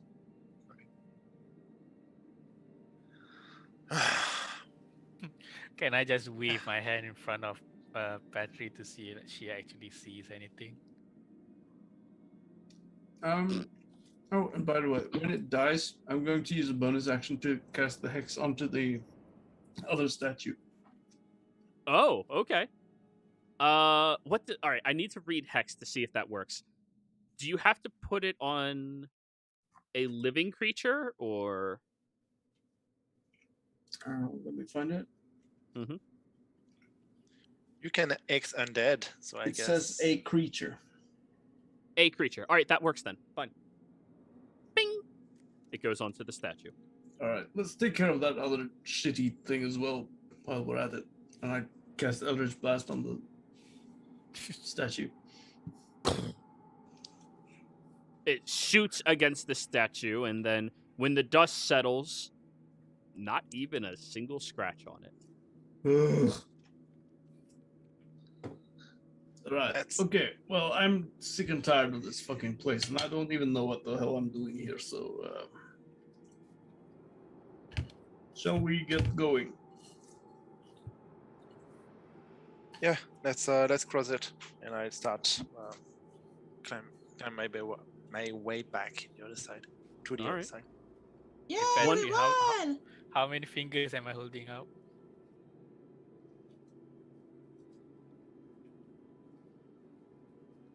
Patra? What? How many Lewin. fingers am I holding up?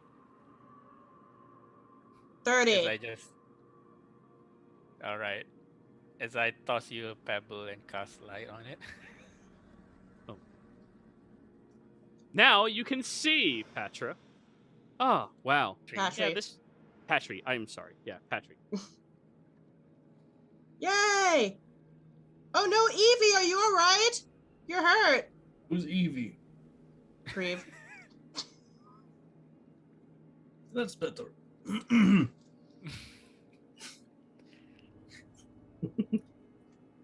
You can tell that Creeve's like, he's had it with this fucking place. Yes. Oh, So- man.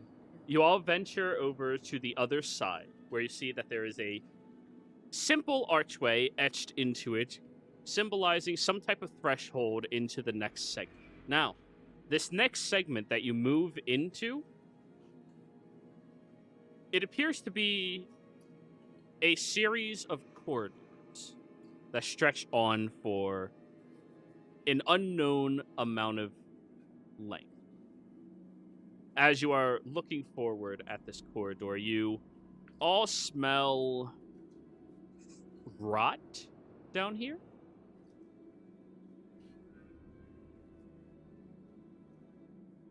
Though, this place is just as untouched as any other location that you've been to thus far.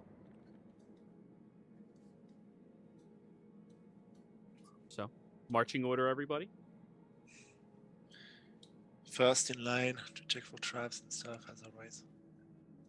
Been Second. in line to record his mishaps. Okay, I'll be in the back then. Righty.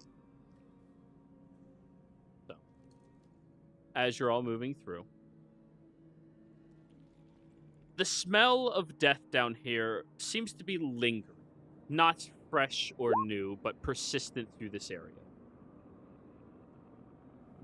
As old as this location is, there are aspects of it that you can tell are still weaved with minor bits of magic inside of them.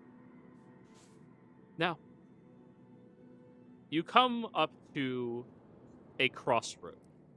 2 different paths you could take, left or right.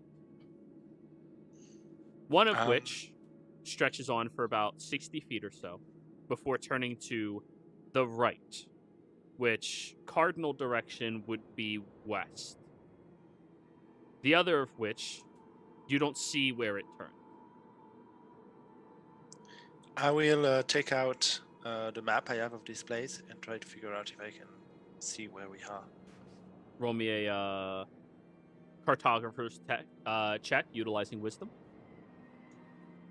Wisdom or intelligence? It's wisdom. Okay. I still have disadvantage, right? Yes, you do.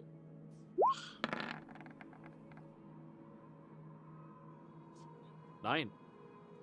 It's kind of hard to correlate where you currently are and where you would relate it to the up top area. As those tunnels did collapse, you at least have that as a semi-reference point. If you had a way of knowing if you were near those tunnels or any features of those tunnels, you could probably figure it out. But right now, just going off of memory of movement, it's difficult to discern.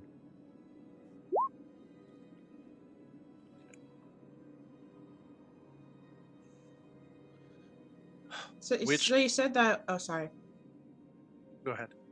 So you said that we can't see where the second corridor goes to. That is correct. It just seems to continue. Which would So it just be does- direction north.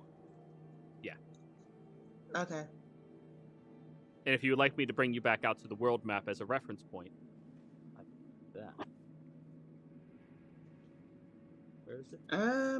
Oh yeah, because Right we're here. going to a tunnel to a thing. Well, one of you knows specifically where you're going.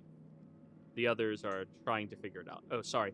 Wrong one. I think this map has your markings on it. Yep. The one seems to stretch on for a period of time. Before then going westwards. And the other one seems to just be heading due north.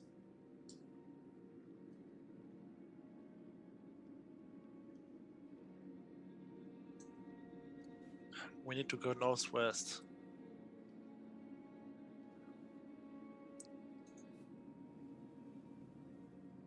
So Okay. I would say that both go in the right direction.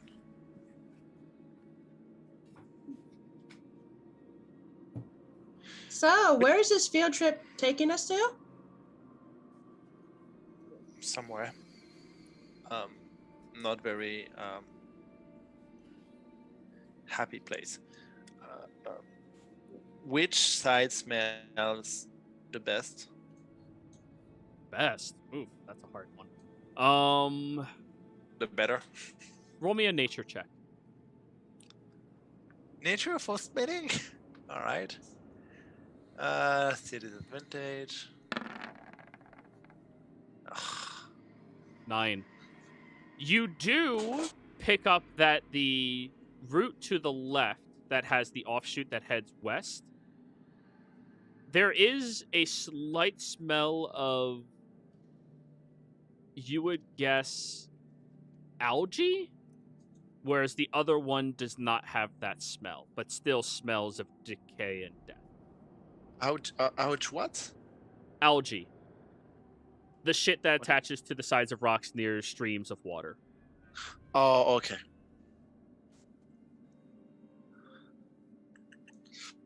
Alright, guys, like, this one smells like water, but that's the only piece of information I can get. Like, we need to go northwest, one goes north, the other one goes west.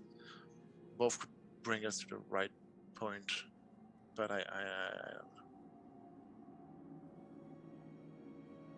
What do you think? I mean, most people say the way that smells like there's enemies is the right way towards your destination. Although I'm not sure the accuracy of that statement.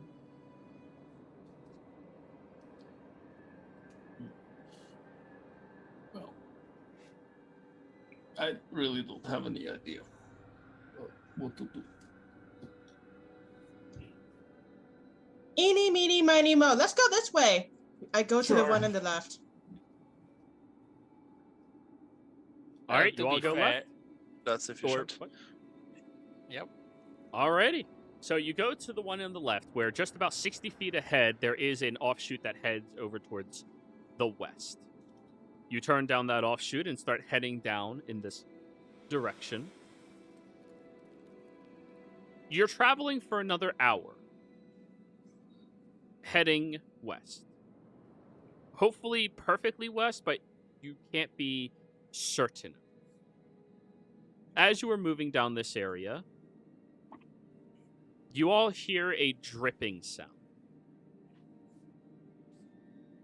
And further up ahead, there appears to be a large gap where you can't see the other side, but when you look downwards, you see that there is this almost underground lake. And there's movement underneath the surface of what looks like arms of individuals. The smell of death has led to this location in particular. Above you, there is massive stalagmites. Are the ones on the ceiling? Tights. Tights. All across the open area. And what also looks to be a few underground creatures, like bats.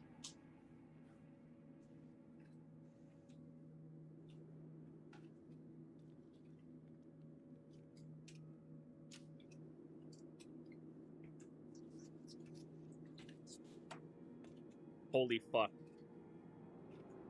In all of my years, nobody told me. What the hell? Hey!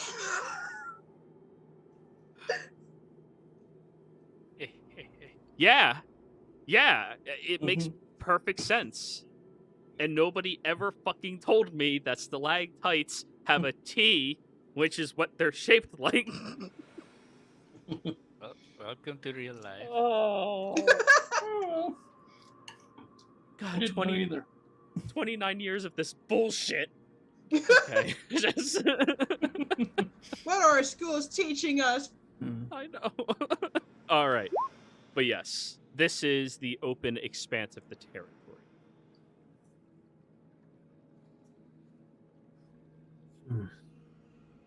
So, right, yeah. So, never mind. Okay, so seems we might be getting closer. Well, maybe, I don't know, really.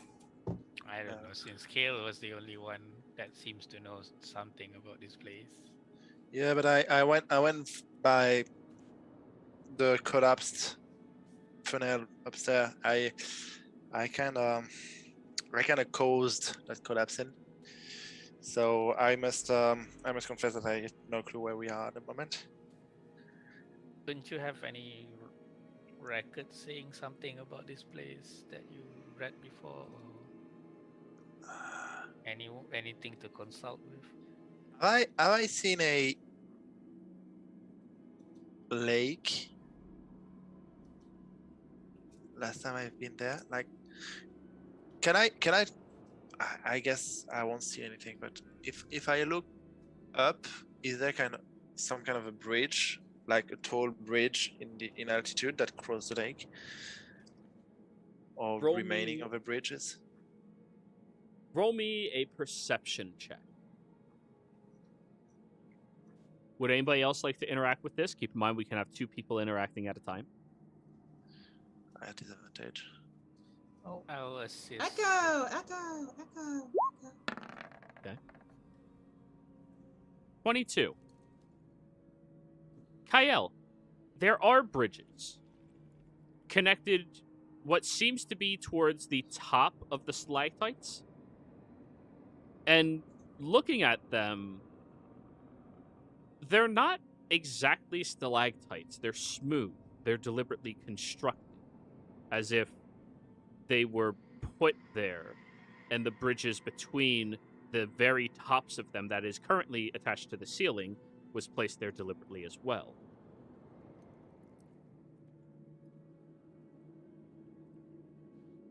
I collapse for a second, realizing that Liza and Cora might be in this lake.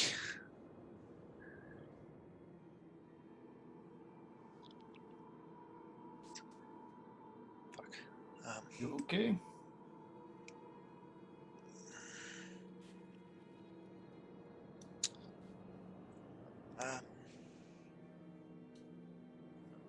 Not really.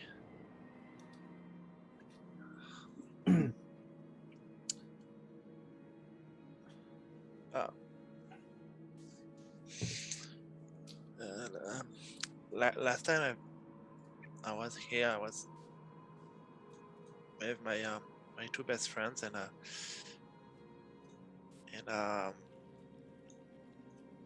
we run through that bridge while the whole area collapsed, and I was the only one who made it. Right. So, does that mean you want to look for their corpses, or...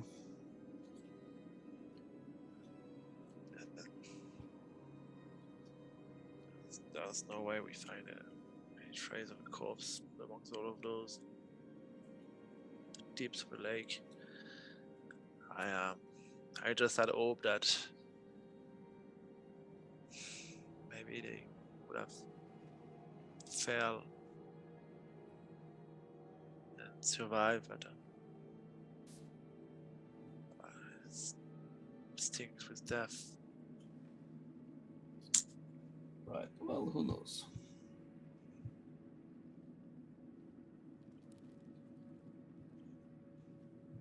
Maybe they were rescued by this one true king.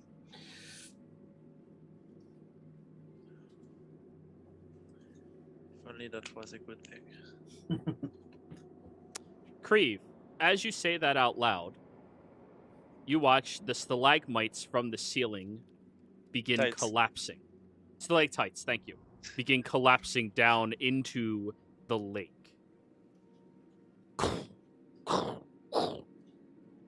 6 of them collide into this, splashing and partially flooding this walkway, but only up to about your ankles or so.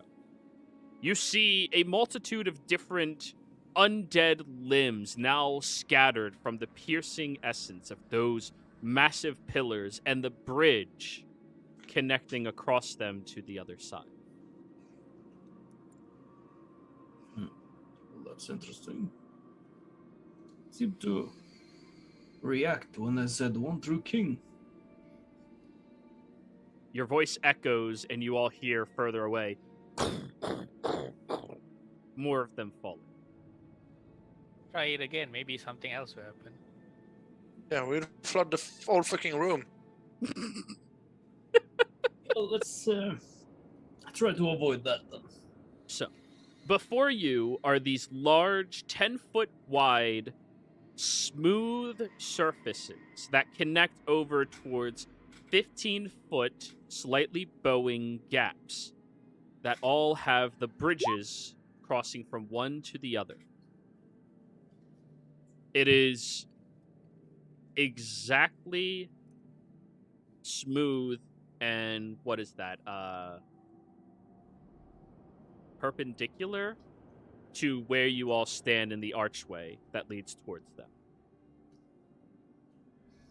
So we can walk on them, right? You can certainly try. Alright, I will try. Yeah. Keep up my spirit and try. Let us go back to this. Same marching order as before, everybody? Sure. Yep. Very good. As you are traveling across, you do see what looks to be stuck limbs of these drowned zombies reaching up towards the platform itself, and even some of them trying to reach up towards the bridge that you are passing across. Though, as of now, none of them have been able to reach it. Moving across these bridges, they sway from side to side and only bow down about a foot at the middle and then back upward. Though it is made out of silk ropes, the bridge itself has aged across the area. It's not as stable as it once was, and that is for certain.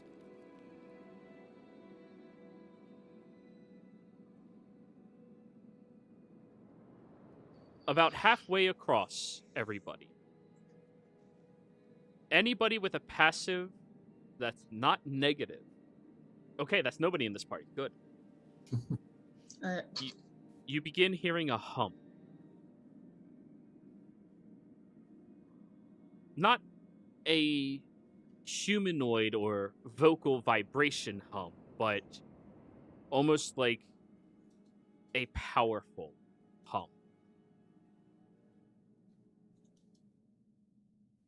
Where does it come from? Forward, backward, everywhere? Roll me a perception check.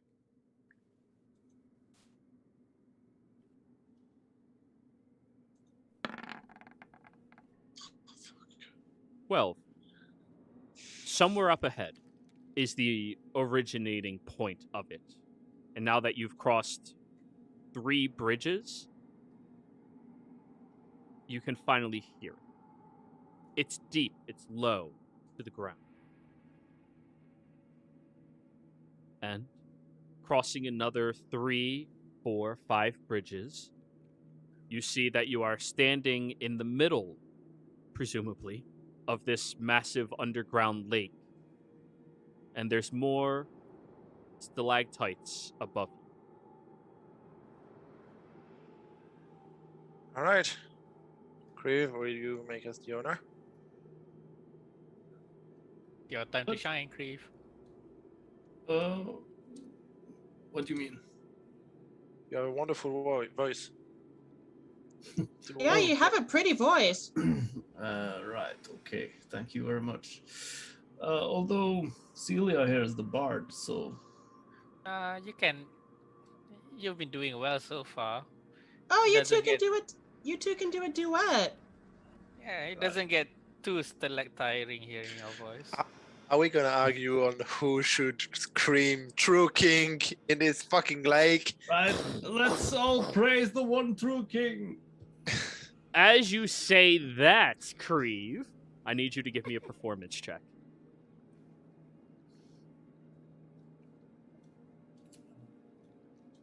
Clap, clap.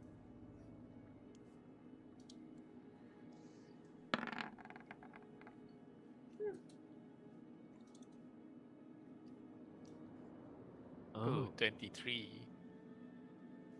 No, it's better than 23. 24. It's an entire generation. Nobody else will understand. Oh, wrong one.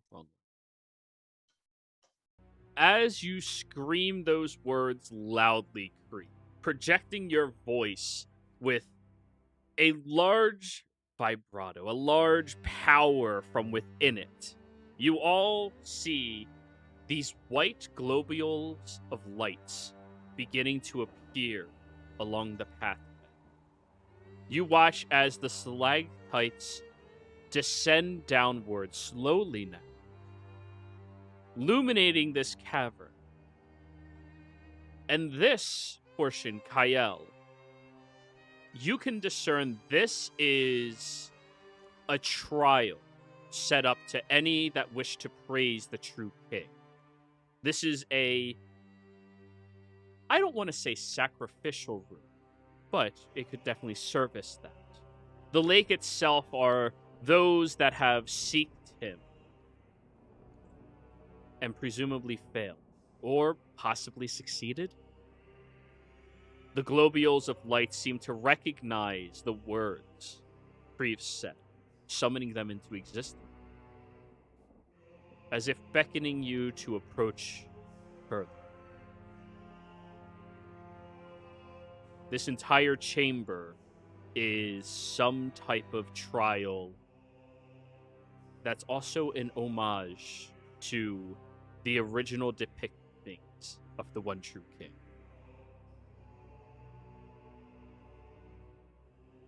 Ah, well done. All right. Thank you. You can be very convincing as a true king cultist. You should think of a reconversion. Yes, maybe I am one, you know. Dun, dun, Please dun. don't. Please don't. I don't want to be your end forever. Who is this true king anyway? Is he a friend of yours? That's remain to be figured out. One of the globules of light moves closer after she asks that question. And it speaks with a wispy, echoey voice.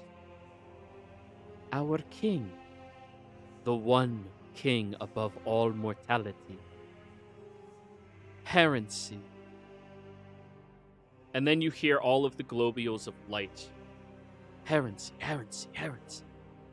Echo across the entire chamber.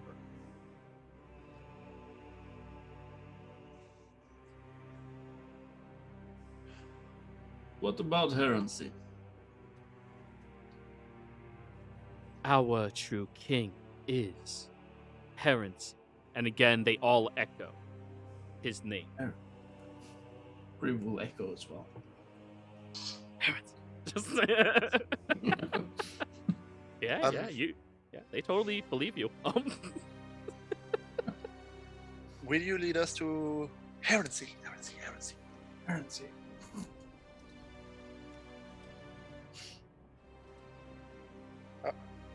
No One of the response? lights moves over in front of the dangling bridges and then slowly rolls forward.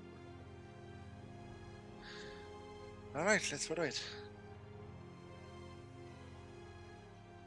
You think the lights are friendly? I prefer lights than darklings, so it's always better than staying here in the middle of Dark Lake. Well, they remind me of these will-o'-the-wisps.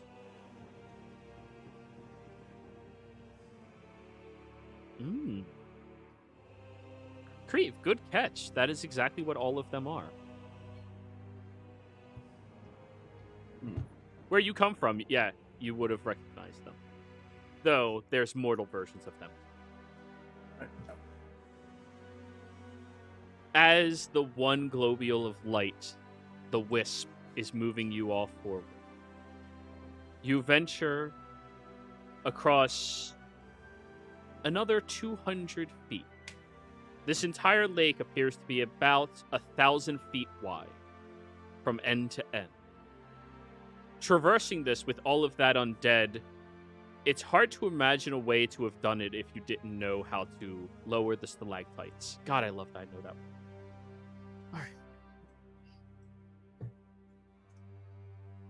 And you see there is a platform that is pitch black to any of your sights up ahead.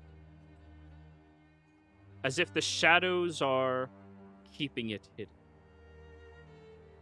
At the end of the last bridge.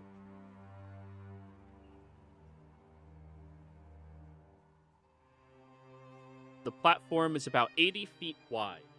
You are perfectly centered on it. There is multiple stairs leading up to something, but none of you can see it. Oh wait, Creve, you can see through magical darkness. Yep. There is a standing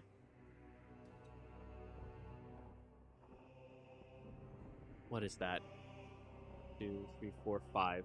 5-sided shape is a pentagon. Yep. A pentagonal standing sarcophagi resting up against the wall with this magnificently large etched statue into the wall itself. Creve, the statue looks almost angelic in nature. It looks to be wearing long, flowing silver robes that go all the way down, obstructing any vision of anything other than the hands, the neck, and the face. The face is beautiful, with long, silvery white hair kept in a high bun at the top of the head, or not bun, a high tail, but the rest of the hair gently caressing and leading downwards on them, with these large, magnificent wings that stretch the entirety of this area, 80 feet from side to side. You see this etched mural of what you can only presume is parents. Everybody else, it's just dark.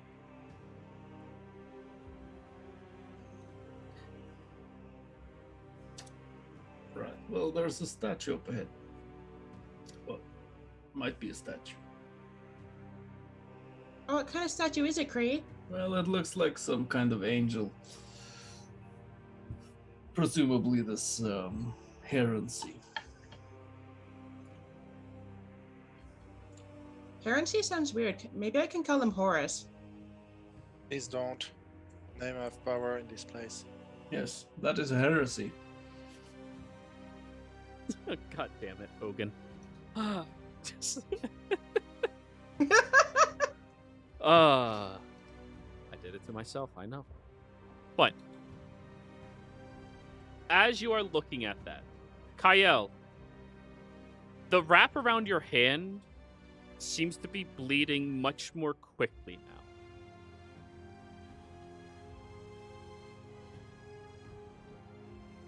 now. I unwrap my hand and walk toward where the statue is, completely blinded.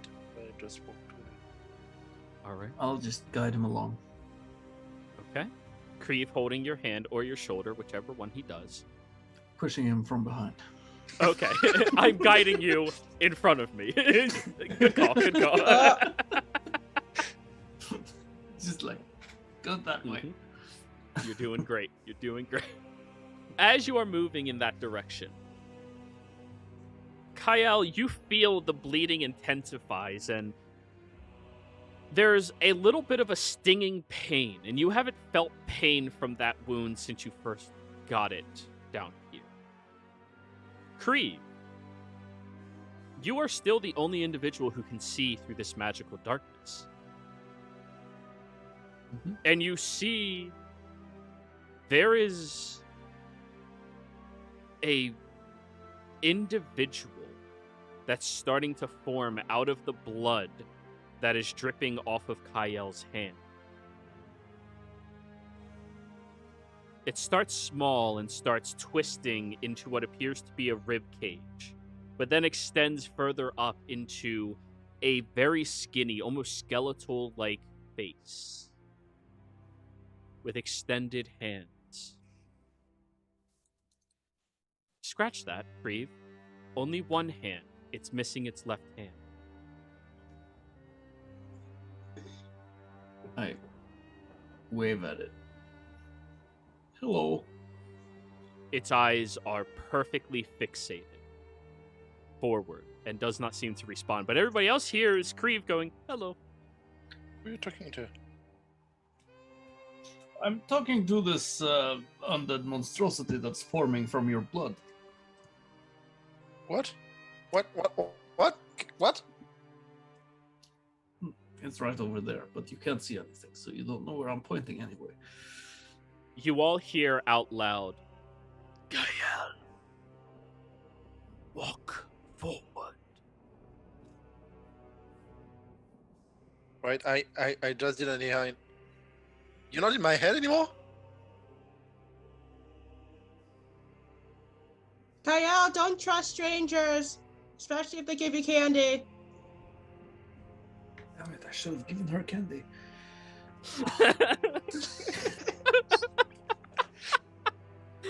Oh, fucking A. All right. All right, and I keep walking forward. Creve, I- you're the only person who can see this individual.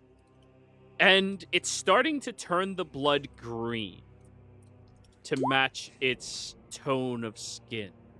It is almost bare bones sitting against a skeletal form.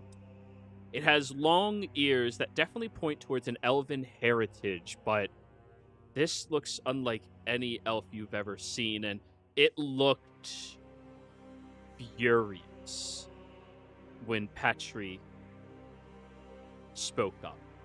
But now that Kyle is moving again, it turns back towards the sarcophagus with its arm to its side, looking as if it's ready to embrace it. Right, so it looks like it's getting ready to jump inside the sarcophagus.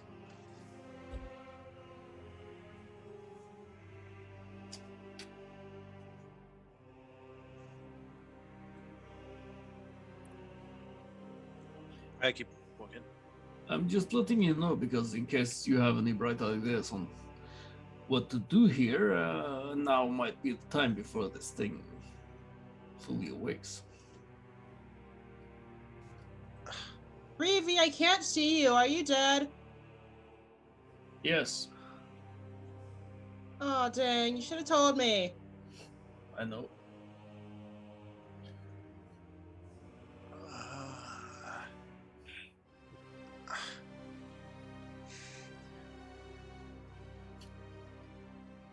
Why, what do you want from me in the end? I just stop for a second. The individual turns back towards you, Kyle, and it has a very furious face as it looks directly at you, Creve, on the way over. You will be the one who achieves pure enlightenment. And all of you hear it speaking out loud. You And it said. Hmm? It said that specifically to me, or No, Kyle. It just glared at you Right. as it moved past. oh, okay. and you will return mortality to the top of the food chain.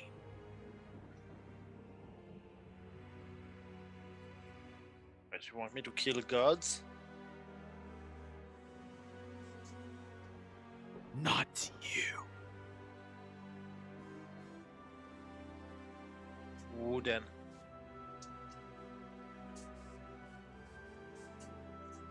What, you want to kill gods? It seems frustrated, Creve, with all of the lines of inquiries coming from Kyle.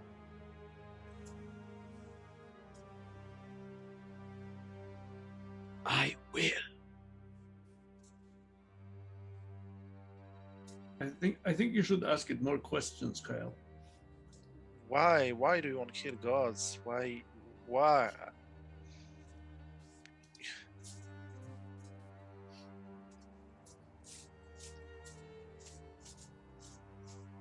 I hear somebody's sweeping. Okay, now it stopped. I will kill the gods for their inability to rule over us. Their refusal to let us have the powers we can achieve without them.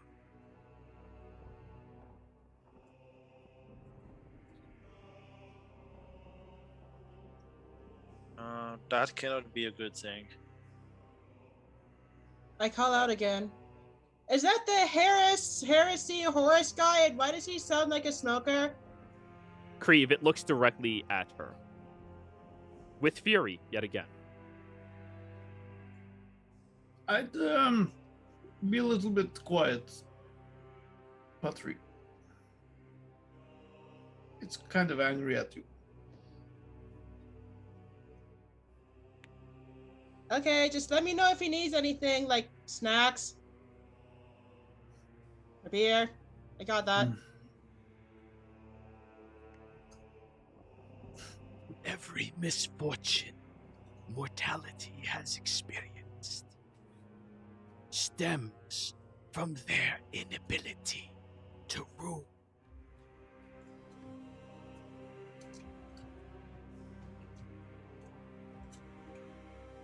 What's your end game then? I don't understand. Like, it's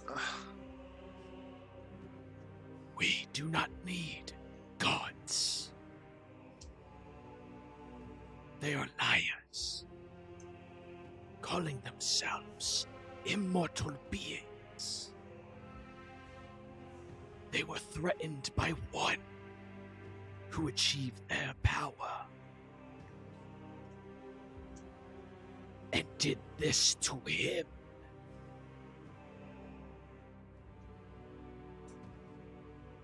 But what are you in the end?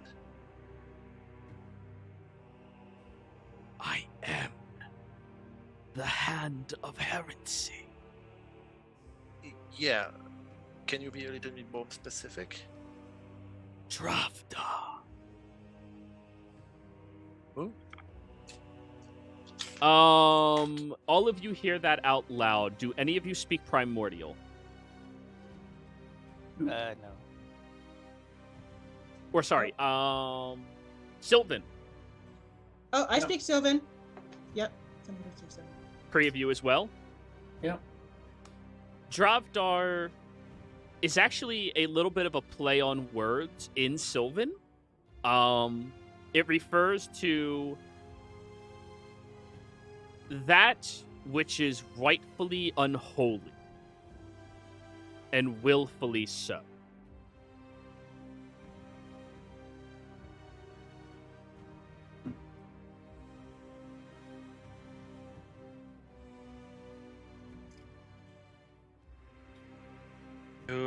You will destroy the god. Does it mean you will prevent how it's called? Jeremy, how does it called the process of reincarnation for the Kryn dynasty? From the Luxon? Nemesis. Yeah, I have Nemesis in mind, but I think it's that. It's reincarnation all right. from the Luxon. Will it mean you will stop the reincarnation process? No. That is a power left to mortals. What is the Luxon then? Is it a god? God It of is light? the conduit of power.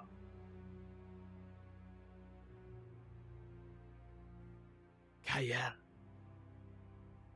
your beloved can return.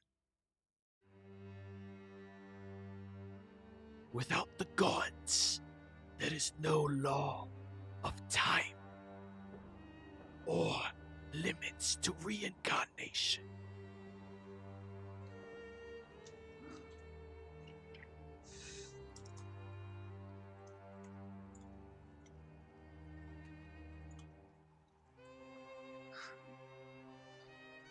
Fuck. So, look, I don't mind that you are unholy, but what will you plan to do with, let's say, are you planning to take on all the gods? Is that it? Because, well, if you have already tried and failed, then what's to stop you from failing again? I did not have the power and knowledge I have now. The centuries have taught me more. I know their weakness.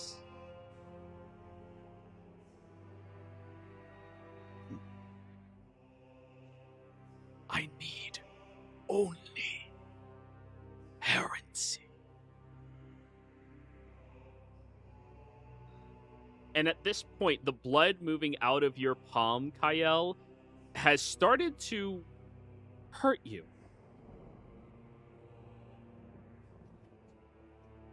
That is going Save to it. be 17 points of necrotic damage. Oh fuck. And Kreve, you are the only individual who sees Dravdar. As the form is still semi-gelatinous, but has continued to grow into what you see right there.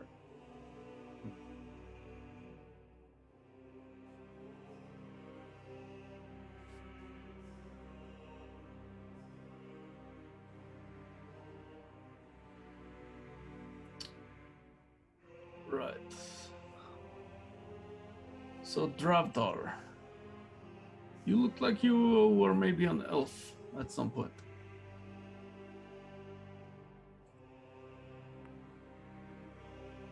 It doesn't respond. It just still seems fixated on Kyle, almost trying to will him into doing something or to do this.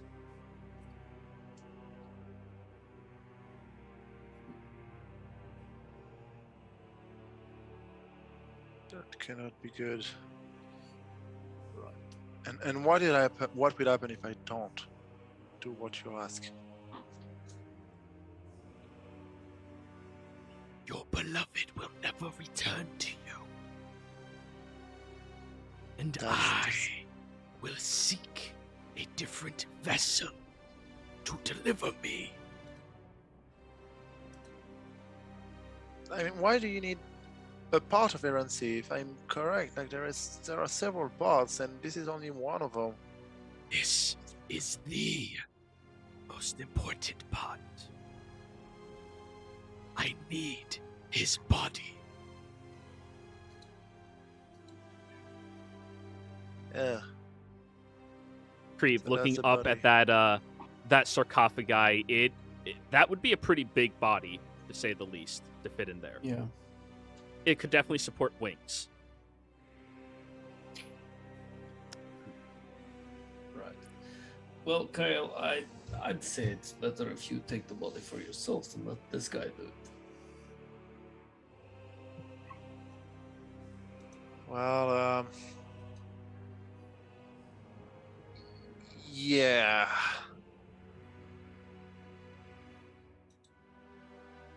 I don't trust you anymore. Even though you helped me a lot.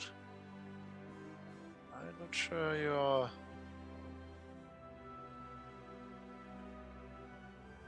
I have Sure never you- lied to you. I have No, you only haven't. But... shown you the truths of this world, the defilings of the holy. And I seek and will resurrect your friends.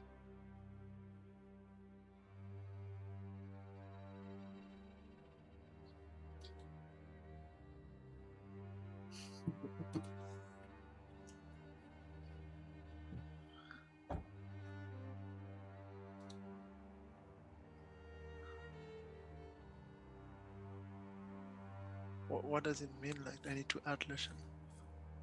Don't worry about it. That's out of character. Don't worry about it. Yeah.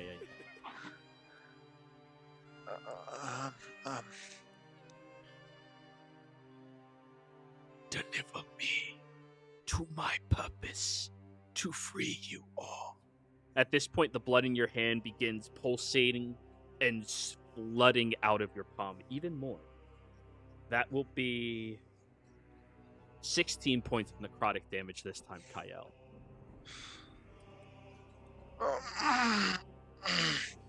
I'll take a step back and, well, it's your choice, Kyle. I drop a knee on the floor. I call out again. Hey, are you guys done? Are you done talking to the weird smoker ghost? Kinda need to use the toilet. Hatchery, give me a dex save. Let's see. Fireball.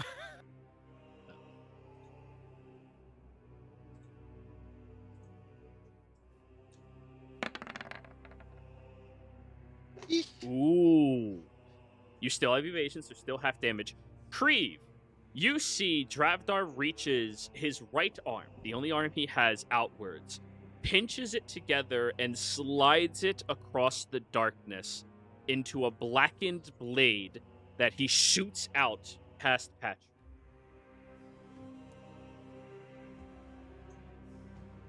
That'll be 15 points of slashing damage, halved down to 8. As Okay. this dark, pitch black blade slices through the open area right past you.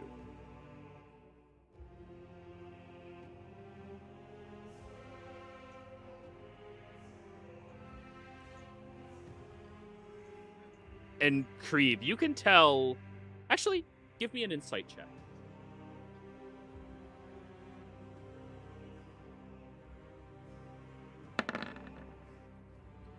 $15. This entity seems unable to maintain its true feelings as well as it's been trying to during this conversation. You've been within reach of what you truly desire, and this creature seems crazed with what it is trying to accomplish, and it has a level of rampage, bloodlust, and rage behind those eyes that you can easily recognize as it's trying to maintain itself. Keep in mind, only you and Patry are aware that it shot that blade. Nobody else saw anything. Yeah. Ow, that was kind of rude. I put a knee on the floor because of the pain, and I start crawling my way up. Moving up the stairs. Yeah. All right. Everyone else hears your footsteps. Kreve, you are watching him as he goes up more and more stairs. Yeah. I just say to Dravdar, I don't really care what happens so long as you don't unnecessarily try to kill me or something. Then do not be in my way, I had planned on it. like those other fools. Kyle, a memory in you triggers. Back when you were in these tunnels previously. You remember looking and reading the wall. And as your closest childhood friend read something in some language you didn't understand at the time, you remember he whispered those same words. Don't get in my way. To you. And it had the echoey essence of this creature.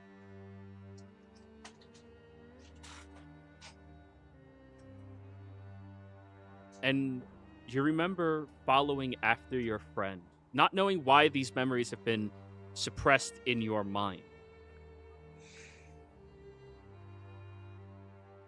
And in one brief moment,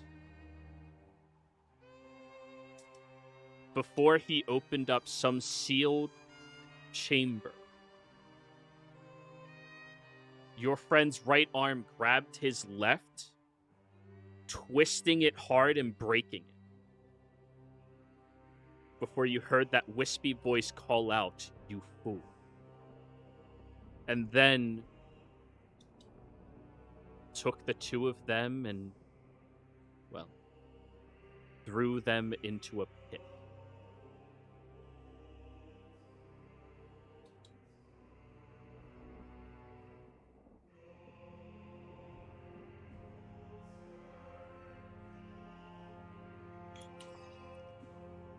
So let me get it straight so I understand, because I'm not sure it was completely clear to me. I remember having seen Lisa doing like speaking with a weird voice, tearing her own arm apart. Just breaking it, like snapping it. Okay. And then she pushed her and Cora into a pit. With that same broken arm, yes. And you remember it hearing those same words in that same voice echoing from their mouth. You fool.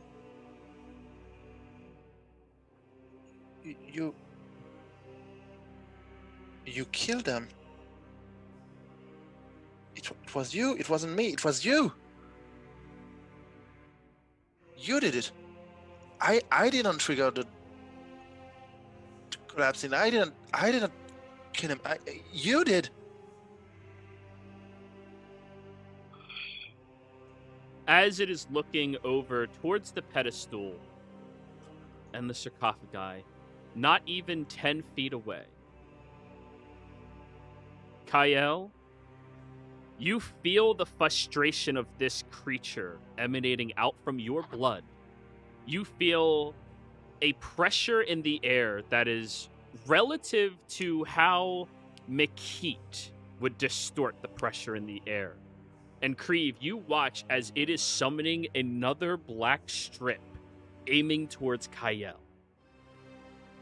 And this is where we pick up next week, everybody. Where you all have to fight against Dravdon. Dun dun dun. Or, let Kyle die. Either way. Okay, But players, thank you all very much for playing. Viewers, thank you for watching. Ruka, welcome to the game. I mean, hope you had a Yay! good time. We I have fun, but did. then we get serious, and then we have fun. Yeah. But anyways, players, thank you all very much. Viewers, thank you all very much. I hope you all had a fantastic time, and I will see you all next time. Hopefully, Warwick will be here to run in and say a rumble's not a rumble without me, and see you, everybody. Goodbye.